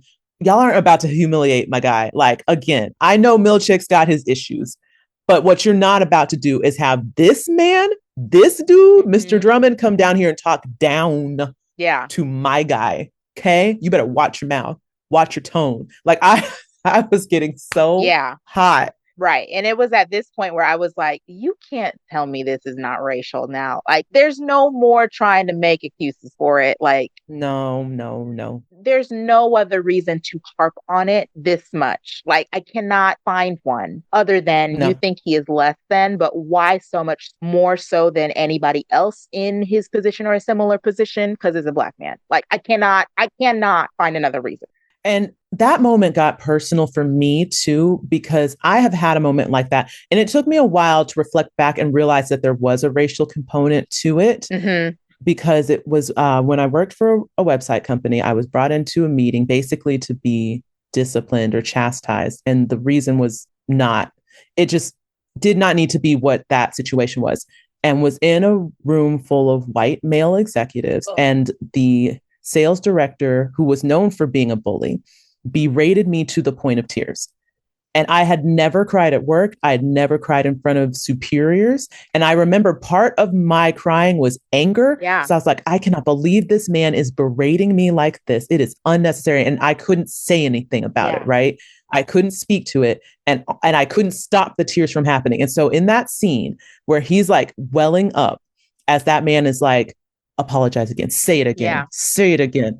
I felt that in my chest, Yeah. and it brought me right back to that moment. I was like, God, no, Yes. Yeah. no. Same, Rodnesha. I mean, I quit I would just be quitting jobs, but I was about to say my last job. No, this was the company before that because the CEO on a call Mm-hmm. quoted to me. So yeah, I was like, well, if this ain't racial, I don't know what is. And he was referencing making our branch great again because subtext was we were the only branch in their entire nationwide company that had a fully women of color leadership team. I knew you were about to say that. Mm-hmm. Mm-hmm. And I was like, oh, how can I stay here? I gotta go. I gotta go. How can I stay here? And I remember local Yeah, management changed after I left and they tried to get me back. And I was like, but he's still, no. So no. yeah, yep, yep. So these are the moments where it's like, oh, no, no. This is, yeah, race is a part of this conversation. Mm-hmm. This is definitely there. And I could tell by the way he was holding back Yeah. them tears that it was Mm-hmm. like, this is part embarrassment and part anger and part, this is unnecessary. Mm-hmm. This is wholly unnecessary. And when and I thought he was just going to eat it. And I was going to cry if he did, Yeah. because I just was going to feel so Yeah. heartbroken for him to Mm-hmm. sit through that. And when he said, devour feculence, I stood up in my chair and said, yeah, eat. Yes, same thing. Because we are smart people and we didn't need it explained to us the way Didn't Mr. need. Drummond did. I said the same thing, I. Ranisha. I was like, this point. Yes. So I good. stood up. I was like, yes, yes, yes, yes. So And when he good. had to explain it, even better. Mm-hmm. When he said, like, what are you saying? Oh, I'm sorry. Did you not understand? Let me make it simple for you. And then my other favorite part, which I Yes. wrote it down, Yes. when he ended his statement, he said, to put it monosyllabically, it's not my fault what Mark Scout does when he is not at work. It's yours. And I was like, first of all, that was perfectly Perfect. executed. Perfect. Mic drop. Perfectly acted, perfectly executed. Couldn't have said it better. But I also love the pettiness of the writing. Yes. That was another moment that I was like, that's a Dan Erickson-ism. Yes. The fact that he was like monosyllabically and then literally made every syllable after single. Yeah. It's not my fault. Yes. What Mark Scout does. I was like, good. Yes, I was yes, like, yes. truly, truly. It's like, when people say like, oh, 5 simple words, and then they say a sentence that's not 5 words. I went through and I was like, let's really check it. I did the same thing. Every I did single the word. same thing. Every single word. So good. So good. Oh, loved it. And that made it all worth it. Mm-hmm. And the fact that he just walked away, I was like, yes. And demand my respect. Listen, I get what this is, okay? But I am the manager of the severed floor. Mm-hmm. And I don't just need the peons to respect me. You got to respect me too. Right. Because you know what I do is vital to your work. Right. So put some respect on my name, sir. And stop having me go out here in these streets then, because my job is the severed floor, right? I feel like that was part of why he said the jurisdiction thing. Like, I ain't about to go running on my motorcycle no more. If you got a problem on the outside, that's a you problem. Right. That's no longer a Milchick goes running errands problem. Yeah. Miss me at all hours of the night. That definitely was him standing his ground about that too. Like, if you got something you got to deal with, guess what? That's a you problem. I'm gonna be right here on the severed floor from 8 to 5 doing my job, and then don't call me. Don't call me. Don't talk to me. Right. Yes. Oh, so loved good. it. Oh, loved it. So good. Okay. Now that's out. Oof. Yes. Oh. Yeah. All right. Okay. That's all I have to say. Okay. Now we're good. Okay. It's my turn? Yeah. Okay. Back in the woodsy area, Mark reluctantly agrees to call into work, stating that he's getting his nosebleeds examined. And Milchick insists on sending a company car because he should be under Lumon care. But then Mark comes clean and says it's not a doctor's visit. He just needed a day. To which Milchick responds, "May I ask?" And Mark says, "No, I've got life stuff. Isn't that what Lumon's all about? Balance. I mean, work is just work, right?"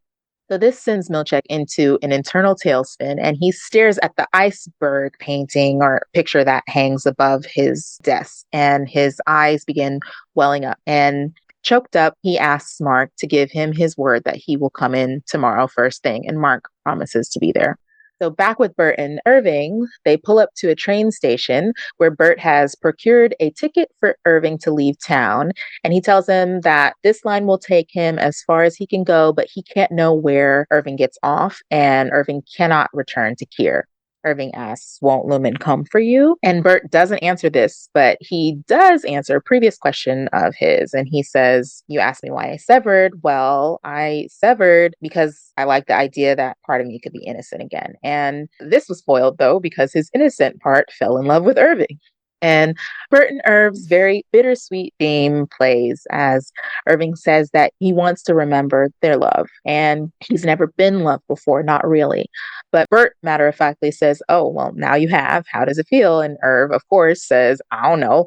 But he asks, "Don't you want to know how it felt?" And it's clear that Irv is finally ready to receive that kiss Bert G offered so long ago. But Bert Goodman says it's not possible. Irving pleads, saying that he's never had this his whole life, but now he's ready. He's finally ready. Bert lowers his gaze as Irving steps into him hopeful, and he says, "We can't." Irving repeats, "I'm ready," and Bert repeats, "We can't."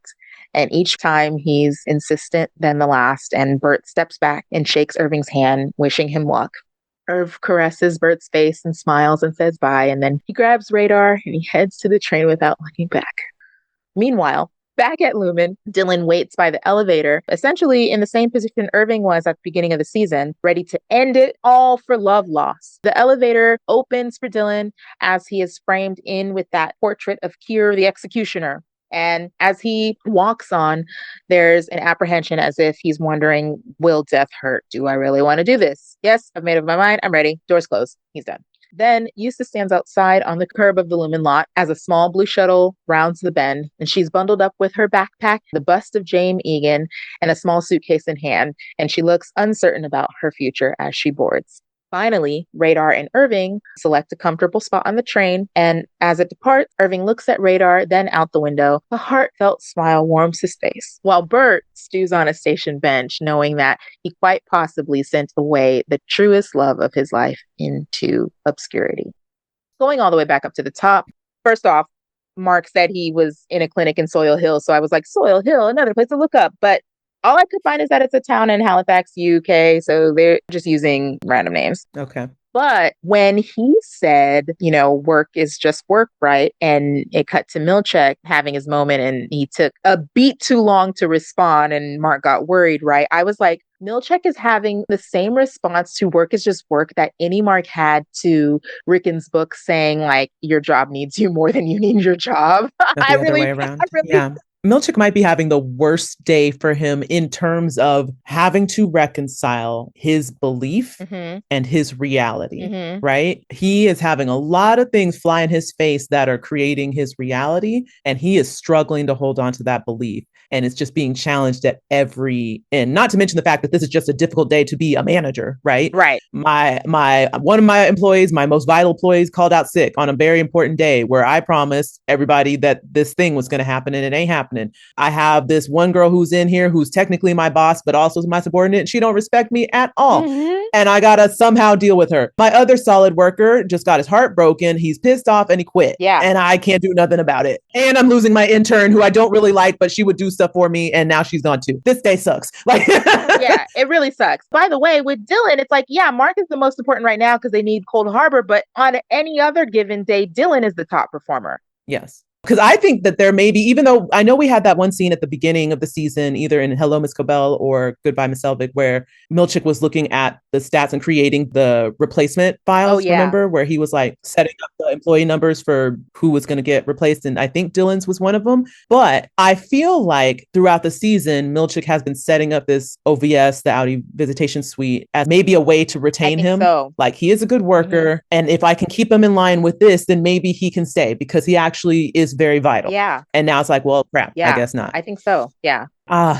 Just the amount of times this man has been near tears this whole day / episode. I'm like, this man's having a rough time. He's having a hard time. And he's being challenged so much. And he's like, God, dog it. I need a vacation. Right. I'm like, you need to go into your little secret closet and cry it out, bro. Because otherwise something is going to happen in front of somebody. And you really don't need that today. I know. He needs a wellness session. And also just Trammell, this episode, Trammell is owning the acting. He's having to be up, down, and all around, and he is handling it masterfully. Yeah. So kudos to him on this episode. This was a good one for him. I still want my Milchick backstory episode. Still want it. Probably won't get it this season. Yeah, because why the hell are you here and why? Why do you buy this here BS? One day we'll find out, hopefully. Okay. We've got Dylan about to head off.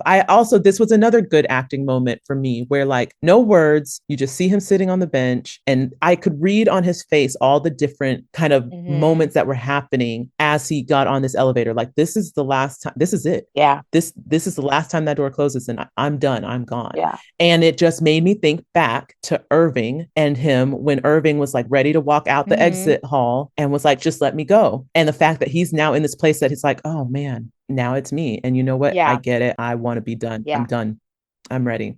And to have those, it felt what I imagine. I would not know because I haven't experienced it, but it felt in part like the internal monologue of someone who has readied themselves to unalive themselves. Right. And then it also felt like part death row person. Right. Like, I'm about to be going to the chair and this is it. Because I swear he had a moment where he was like, does death hurt? Right. Like, when I'm gone, do I feel it? I could see that thought. And I don't know if that was just me, but it's interesting that you say that because it's like you have the taking your own life part of it because you cease to exist once you leave there.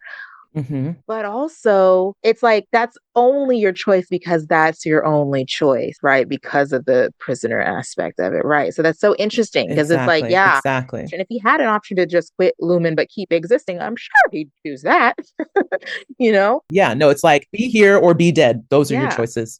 It's the same, again, existential thing that we all go through. We don't know what the other side is like. We don't know what Yeah. it is to pass from life into death. We just know we cease to Mhm. be. And we can't conceptualize that aspect in Yeah. our minds because we only know being, not Yeah. non-being, right? So, but I just loved the way he acted it. It Yeah. wasn't like, all right, it wasn't Mhm. resolute, I guess. You would think because he was so resolute in the office with Milchick that he would just go on like, I'm ready, I'm doing this. This is how I go out. And that's how Dylan's character has Yeah. been, right? Very sure of himself, very confident. And then the way he goes in so apprehensive and he's looking around at the walls and he's looking at the door. And then it's almost like he's trying to time when the doors are going to close and like take in every last little bit. Yeah.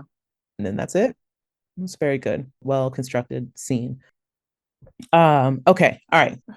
Irving and Bert. Yeah. That music gets me Uh-huh. every time. And it gets more and more bittersweet feeling than it did the first time Mhm. we heard it. I feel like when they played it now, I was like, oh, the minors are really minoring in this in this music more than it did Yeah. before. And I'm sure it's because of the circumstance, but like, Yeah. and okay, so here's another thing. I don't remember if I talked about this on the podcast. And if I did, I probably cut it for time because at the time it wasn't really something that mattered. But I remembered having the thought or suspicion after the OTC happened that Irving was closeted and hadn't come out. And that was kind of for various different reasons. Like Yeah. he's military, older guy, blah, blah, Yeah. blah. And I just had the feeling that he was closeted versus Right. Bert having like a very open relationship.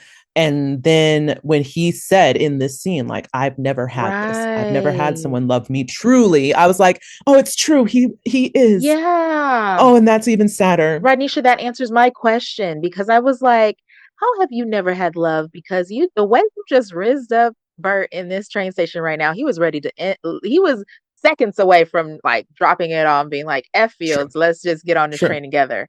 Let's But just go. yeah, Let's just go. that makes so much sense. I think that's why. And then it sucks because again, like his Audi version still Yeah. hasn't fully had that, but his Innie self has. And so there's like the echo of it Yeah. there, but it's just like, this is really sad and really sucks because you still haven't Yeah. been able to realize it in your own conscious Yeah. life, right? But a part of you has. And that's why that moment at the end where he's like smiling as the train takes off, Right. I was like, I hate this because like I know that you are happy because somewhere in your heart, the love that you got to experience as an innie, but I hate that you still aren't going to get to Right. have it as an Right. outie and you just have to go off of feelings and vibes. And that sucks. Right. And I think also just, seeing Fields and Bert's life together too probably just Yeah. solidifies that, like, well, I'm ready for this. Dang, I want this. I've been in my own way this whole time. Mm-hmm. Oh my gosh, it's so sad. Do you think we're gonna get to find out who the hell Irving has been talking to? We better. Because I was kind of hoping that would come up now. We very well may get more Irving in the finale, but I almost feel like Irving's not coming back till season 3. Like, we might not see him next I episode. don't think so. And I was kind of hoping that reveal might come this episode. So now I'm not sure when we'll get it. But I really am leaning towards some type of reporter, investigator, something or another. I feel like they're trying to create a case, build a case to take Lumon down, and they just need enough Yeah. sufficient evidence. And he was maybe their inside man to some Yeah. degree. But that's my best guess. What? Sorry, no. So I didn't What mean the to things? interrupt you. I was gonna wait until you finish your sentence. No, that was pretty much the end of the thought. I was gonna say, do you think Bert let him pack that stuff? I don't know if he let him pack everything, but I wonder if maybe the notebook that he Mm-hmm. had, he let him take Yeah. with him. All right. Anything else? No. Okay. The sun has set, and the trio of unlikely allies make their way to the Demona cabins, concealing Mark in the bed of the truck, just as Harmony was in Salt's Neck. As the train streaks down the line, a similar POV shot races down the export hall toward the elevator. As it gets to the end, the elevator dings, the red down arrow appears, and suddenly we jump cut to all the halls of the severed floor. They're all empty and dark.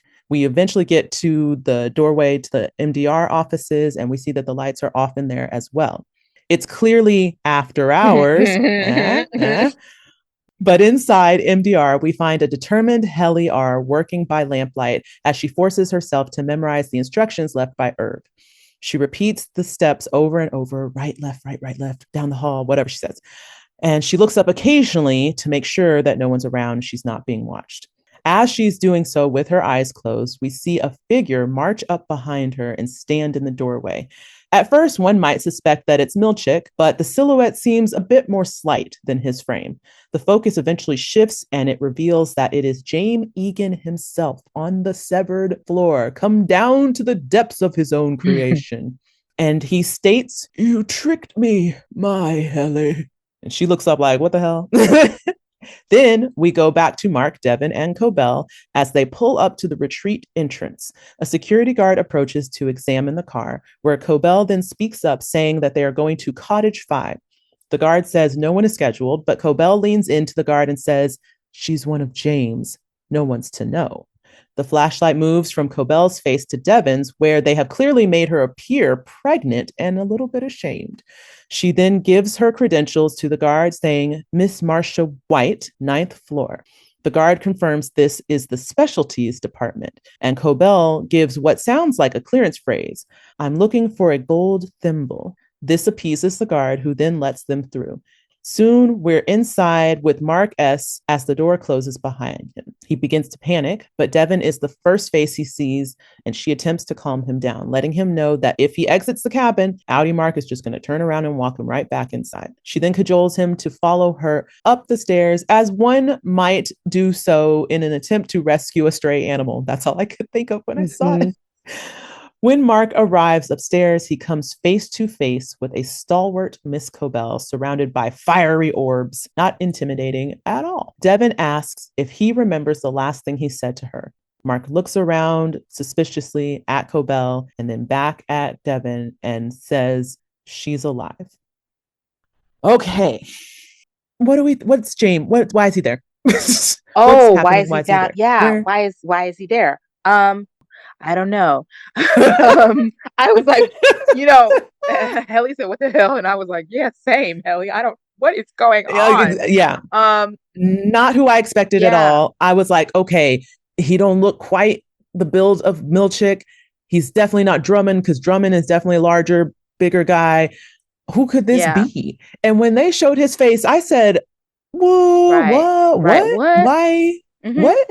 And yeah, I was like, okay, so you tricked me. What is he referring to the OTC and their little meet in the bathroom at the gala?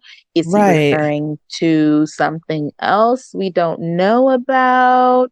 I don't know. I don't know. I don't like it. I don't like it. Yeah. And then my thought was, okay, first of all, was he planning to come down there this whole time? Or is he only down there because Helena hasn't showed up at home and he's like, where the heck is she? Like, did he come looking for Oh, I her? didn't think about that. I was like, oh, did he show up there because the whatever was supposed to happen with Cold Harbor didn't happen? Right. And there's that too. I don't know, but I just have the feeling that Helena is about to end up on that testing floor. And I can't explain why, other than that first image we saw before all those jump cuts was shooting down that Hmm. hallway, right, to the elevator.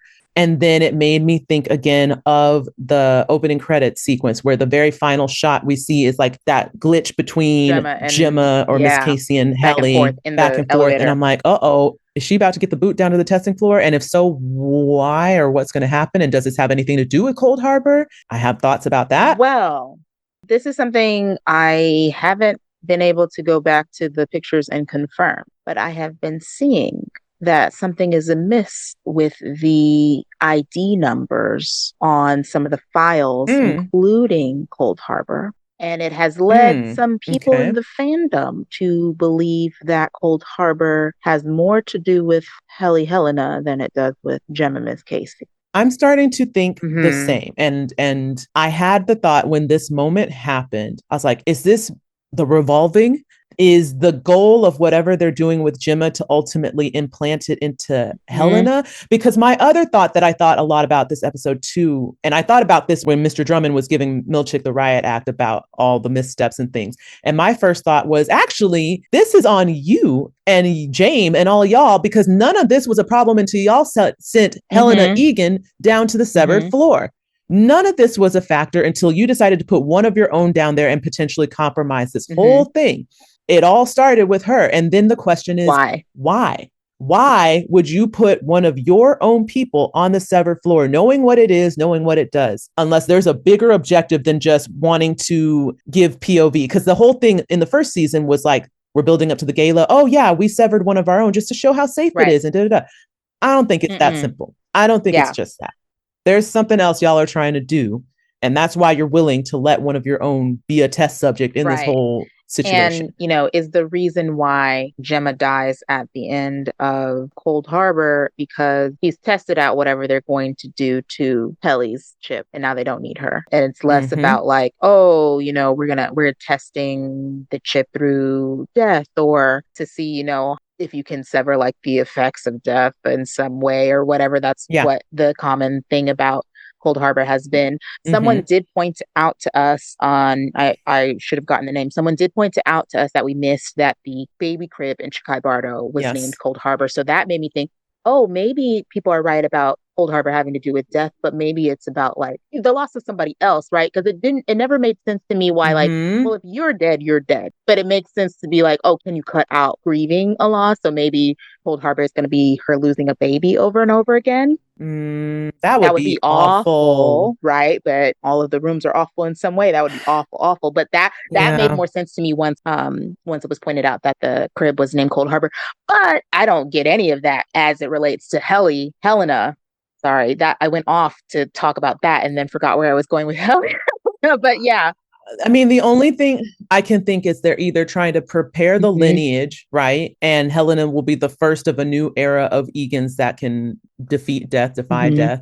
That or the old theory that everyone has that they're trying to resurrect here, blah, blah, blah. Yeah. I still don't know how that works out or what that's all about. I'm just trying to think about the Cure baby. That's really what it is. Where It's like, does what is this Cure Cure baby Baby? all about? Maybe the Cure Baby is just the fact that James clearly has babies just all over the place. I think that actually is from the part of the opener where Well, Mark and there's wakes up in all a those bunch of faceless babies. babies. Yeah, there's a bunch of babies. Yeah. And that's gross. Yeah. Okay, I was yeah, like, you want to okay, get let's into get to that that. then? So, Let's just get into that. Yeah, yeah. so does this mean that we have to start taking the theory that Rickon is an Egan a little more seriously? Because before I was just like, y'all just saying that because you don't like him and he's creepy. You're not backing it up. But if Mm-hmm. James just has a bunch of illegitimate children running around, he Then could be, he could right? And he be. doesn't know. He thinks his Mm. parents are his parents, but his father is actually James. Oh, that'd be Yeah. oogie. But it's very It is, possible. it's It could possible. be. However, if he doesn't know, if it is like what I just said, then it also still doesn't necessarily mean, it doesn't mean anything to like storyline as Right. far as is he underhandedly doing anything? Is he sneaky if he doesn't know that he's an Egan? Yeah. Definitely makes Jane more of a creep. He was already a Yeah, creep, but now I'm like, oh, now you're just over here knocking people up, sending them up to these birthing right. cabins and making them have your But babies. also, ew, yeah, this Gross. old man, and I know it happened, so I'm not gonna say like he's too old for it to be happening. But it does Yeah. make me cycle back to what you just said about potentially like birth things and what they're looking at, because maybe he's not having sex with all these women, right? Maybe they are impregnating. Before I realized it was a direct reference to the Twilight Zone stuff, I was thinking, is the ninth floor maybe where they do some kind of like pregnancy impregnation lab testing Oh, something with impregnating women for some that's reason? so interesting. Okay, so before I remembered the gold thimble for the after hours right away. So I just thought like, oh yeah, that's the code sentence and that's the nod to the title. But I forgot the Mm-hmm. character's name. I forgot that it was the specialty department. I forgot that it was the ninth floor. So I was thinking, oh, is the entire back and forth the code, which I believe Right. it is, or is just the thimble part the code and she just gave somebody else's name because she couldn't do her own code and Cobel is just Cobel is shifty and, Right. and crafty and of course she would know somebody else's code word, not just her own. That's what I was thinking. I was like, who is Marsha White and who is she? Then I remembered, oh wait, Marsha White is the mannequin in the episode. It's all Right. the entire code is the episode. Is James Egan a Twilight Zone fan and all of their codes to get into his birthing cabin? That was going to be my next question is like, so is the Twilight Zone existing property in the world of Must Kier be. Egan? Because this is a very direct parallel to use if you're using this as your code Right. phrases. I was like, okay, so does Twilight Zone exist? It must Must. exist in this world. But then, if that's the case, yeah, are they using these phrases intentionally to be covers for things like, is Marsha White indicative of a certain title or a certain Mm, position in the company? A Marsha White is the specialty yeah. Yeah, an department, actual, again, like code for whatever this particular testing floor or lab or whatever right, might be. It all seems like everything correlates maybe to something else in Lumen, but we can't say the right, real thing. We just call it this. And again, the fact that it is tying to her saying, like, this is one of James's, you know what it is, makes me think that it may not be as simple as just him knocking up every right. girl in Oh yeah, town. It's yeah, like, yeah. I don't think so. They're definitely doing stuff to them. what are y'all doing with all these women? And where do these babies go? Are they all alive? Do they all make it to adulthood? Are they doing weird testy things to them? Are some of these people that never leave the severed floor? Like there's just so many questions. Mm-hmm. I know there's been a running theory too about James and Cobel. I've heard a couple of different things, but I don't know if any of that ties into this or if it's Hmm. accurate. I've heard that James was messing around with Cobel when she was a student and that that's a thing, which would be Hmm. terrible, but also I'd believe it. Right. There is the theory that James is her father, which I'd believe another Egan before James. Yeah. I don't know. I know they're not like, Super close in age, but still yeah, and then all of this coming out, I'm like, well, I mean, maybe he was diddling fellows in the James Egan fellowship, terrible. right? And wouldn't it be awful? Oh, I hope this isn't true. This is taking it a bridge too far. Wouldn't it be awful if Cobel knows about this place because she was there once? She gave birth to one of James' kids.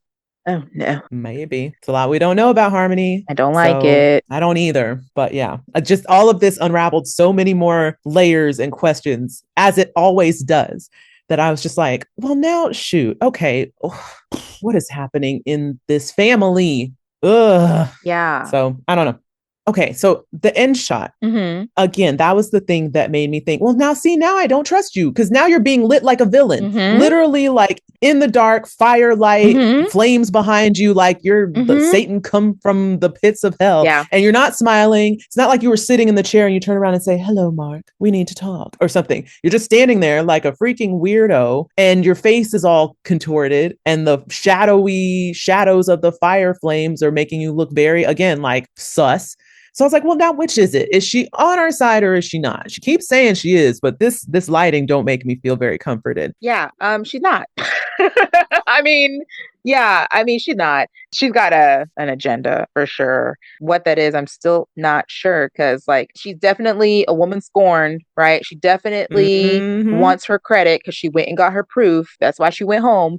But is her goal to use the proof as leverage to get to the top, or is she trying to take them down? I'm still not sure. I don't know either. Right. And if she's trying to get to the top, then it does not benefit her to help them get Gemma out. She wants Cold Harbor done just as much as anybody else if she's still trying to stay with Lumen. I'm not sure if she is or not. Yeah. Anything else about that stuff Nope. before? Okay.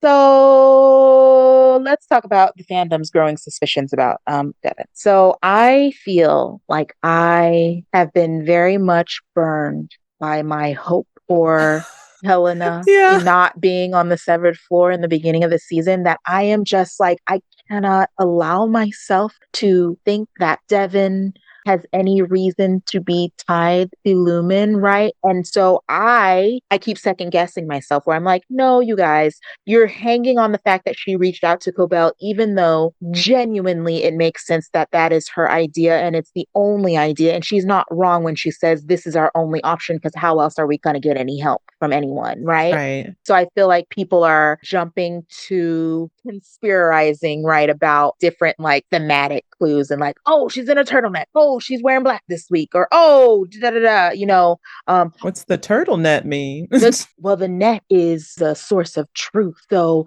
all the people who cover their necks have something to hide. Milchick has something to hide. Cobel has something to hide. Devin has something to hide. They all wear turtlenecks. Rickon has something to hide. They all wear turtlenecks. It's My cold in here, gosh. right? Okay. I'm pretty sure Helly has worn a turtleneck. Oh, I guess maybe She she has has something something to to hide hide too too, because right? she's, And then they say oh like, God. oh, she has always worn a lot of blue, and blue is associated with the Innies, but she's not severed. Why is she always in blue? So maybe she's more associated with She's not Lumen. always in Yeah, blue. and then this She wears a episode, lot of earth she wears a lot of tones. earth tones, and then in this episode, she's wearing black, and all of the leadership people have been wearing black. Milchick wears black. Drummond wears black. Bert wears black. He's not leadership, So there's holes in it. There's holes in it. Yeah. But I thought if anyone can make a logical explanation for why Devin might be tied to Lumen in some way, I'm like, Rodnesha might have more ideas about this, so I want to talk about it. What do you think? I'm kind of with you. Okay. I'm not 100% sold on this idea. I know I've seen Mhm. people suspecting Devin for a while and saying that she might be an Egan or that she might be severed or that she's working with Lumen or all these different things. I haven't seen enough Right. to get that read. I Okay. feel like a lot of the things that I'm hearing and seeing are reaches Okay. to me. Okay. I will say, but again, that doesn't 100% sell me, but I will say that her behavior at the end of this episode was a little Yeah. different Yeah. from what I expected when Any Mark came back into them. Yeah. Like I said, like she had that moment of just like you're trying to cajole someone to Yeah. be on your side. When the last experience she had with Any Mark was a lot more personal, and I Yes. was expecting her to have a little bit more of a personal touch, and it wasn't quite that. But Yeah, I thought that was weird too, but then I thought about it. I was like, I think that might have been her reaction to his reaction because he came in scared and ready to go. He right, came in like a frightened animal. right. So maybe if he had come back and be like, "Oh my God, Devin," he would have been more pick up where they left Mm-hmm. off. But Mm-hmm. yeah, Mm-hmm. but yeah, that was weird.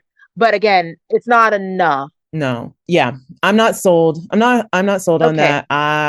I'd sooner believe the Yeah. Rickon stuff than the Devin thing. Yeah. I think just because there's been too many other moments with Devin where it seems very clear that she's anti-Lumen. Yeah. So why would she suddenly, like, I guess explain that to me would be my question. Because I'm Right. like, she's definitely been trying to help Mark get out of there, figure out ways to get messages in to his innie. Right. And even with Rickon, when Rickon is bartering with Natalie about the book and stuff, she's very like not on Mm-mm. board with it. So I just haven't seen enough that makes me think that she's double agenting Okay, on their good. behalf. Because, like I said, with Helena, I would have told you that some of those things were reaches, and then I was wrong. So I'm like, oh no, That's fair. That's fair. is my judgment off? Am I wrong? But I really feel like this is a reach, and I love Devin.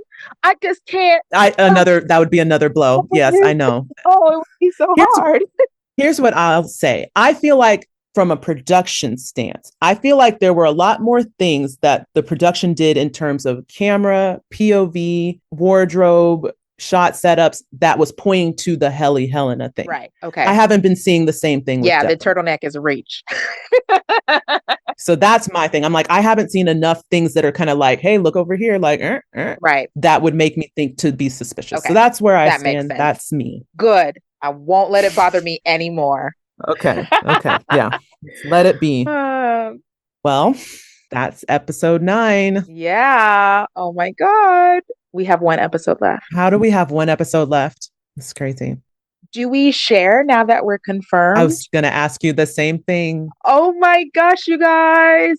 First off, thank you so much to Ben Stiller and his team because your girls get to go watch the finale at Holly Fest with the press people. We part of the press. Oh my gosh. So excited. We're going to be in that press line. We're going to be there. I cannot believe We're it. going to be at the red carpet. Fingers crossed, one of somebody will talk to us. We'll see. If just one person says, oh, hey, hi, you got a question for me? I'll die. Be like, yes, Yes. Let's just give me a second. Let me not shake while I ask you. Right. I'm a professional. Yeah, we're supposed to be here. We're supposed to be here. But yeah, anyway, yeah, thank you so much. We are so excited. Thank you, Ben. Thank you, the Apple team. Yes. Thank you to the Paley team. This went through some channels. Red Hour. Yes. We're so excited. Yeah. I'm mostly excited, if I'm being honest. I'm mostly excited that you will now get to have a live screening experience. And that's what I've been wanting this whole time. I'm like, I could go or not go. That's fine. But I was like, I need Kali to have this experience because it was so fun. It's my redemption arc because I have been saying for so long, if we ever get an opportunity again, I am not being the responsible person in choosing work over it. No, I am going because I kick myself all the time thinking about how Rodnesha got to go to the finale screening for season 1. I'm so happy I get to see this one. I took the entire day off of work before it was confirmed. I was like, it's not happening again. I'm not F work for this. I will will not No. be. Yeah. Yep. As Rickon would say, your job needs you, not the other way around. Mm-hmm. Or as Mark would say, work is just work. Right. Work is just work. Oh yeah. Yeah. I'm very excited. We don't know what goodies we're going to get to share with you guys. Like we're going to try to, I'm sure, get Yes. video footage, red carpet footage. That's what I was gonna say. I hope that we get some extra stuff so that we can, share all of that with you, whether that is any interviews, fingers crossed, footage, whatever. So with that, make sure you are following us on our socials so you don't miss that. Yes. We are on Threads, Blue Sky, TikTok, Instagram, Lemonade, at the UUR Pod on those socials. You can also email us if you have any questions at the uurpod@gmail.com. But also, if you feel so inclined, some of this stuff may be on our Patreon. You can join our Patreon at patreon.com/the uurpod. There is a free tier and there is a paid membership tier. So whichever you can swing is great. Yeah. And so with that, please rate, review, and subscribe if you have not already, and share the pod. I'll also submit to you guys, since it's our second to last, and you've listened up to this point. If any of you out there who are listening to the pod have ideas or thoughts or suggestions about what you might want to hear in the off season from us, shout us out. Give us some ideas. We're already kind of brainstorming on some things that we want to do, but I'd be curious to hear what you guys might want to hear or see. Yeah. So yeah, since you guys are active listeners of the pod, let us know what you might be interested in hearing. Yeah. Can't promise it is or isn't going to happen, but we'd love to know so we can brainstorm and ruminate and see what we can work in or fit in. Yeah. Well, guys, we will see you guys next time for episode 10, Cold Harbor. Oh my God, it's here. And until then, this has been the UUR, and remember, devour, period, feculence, period.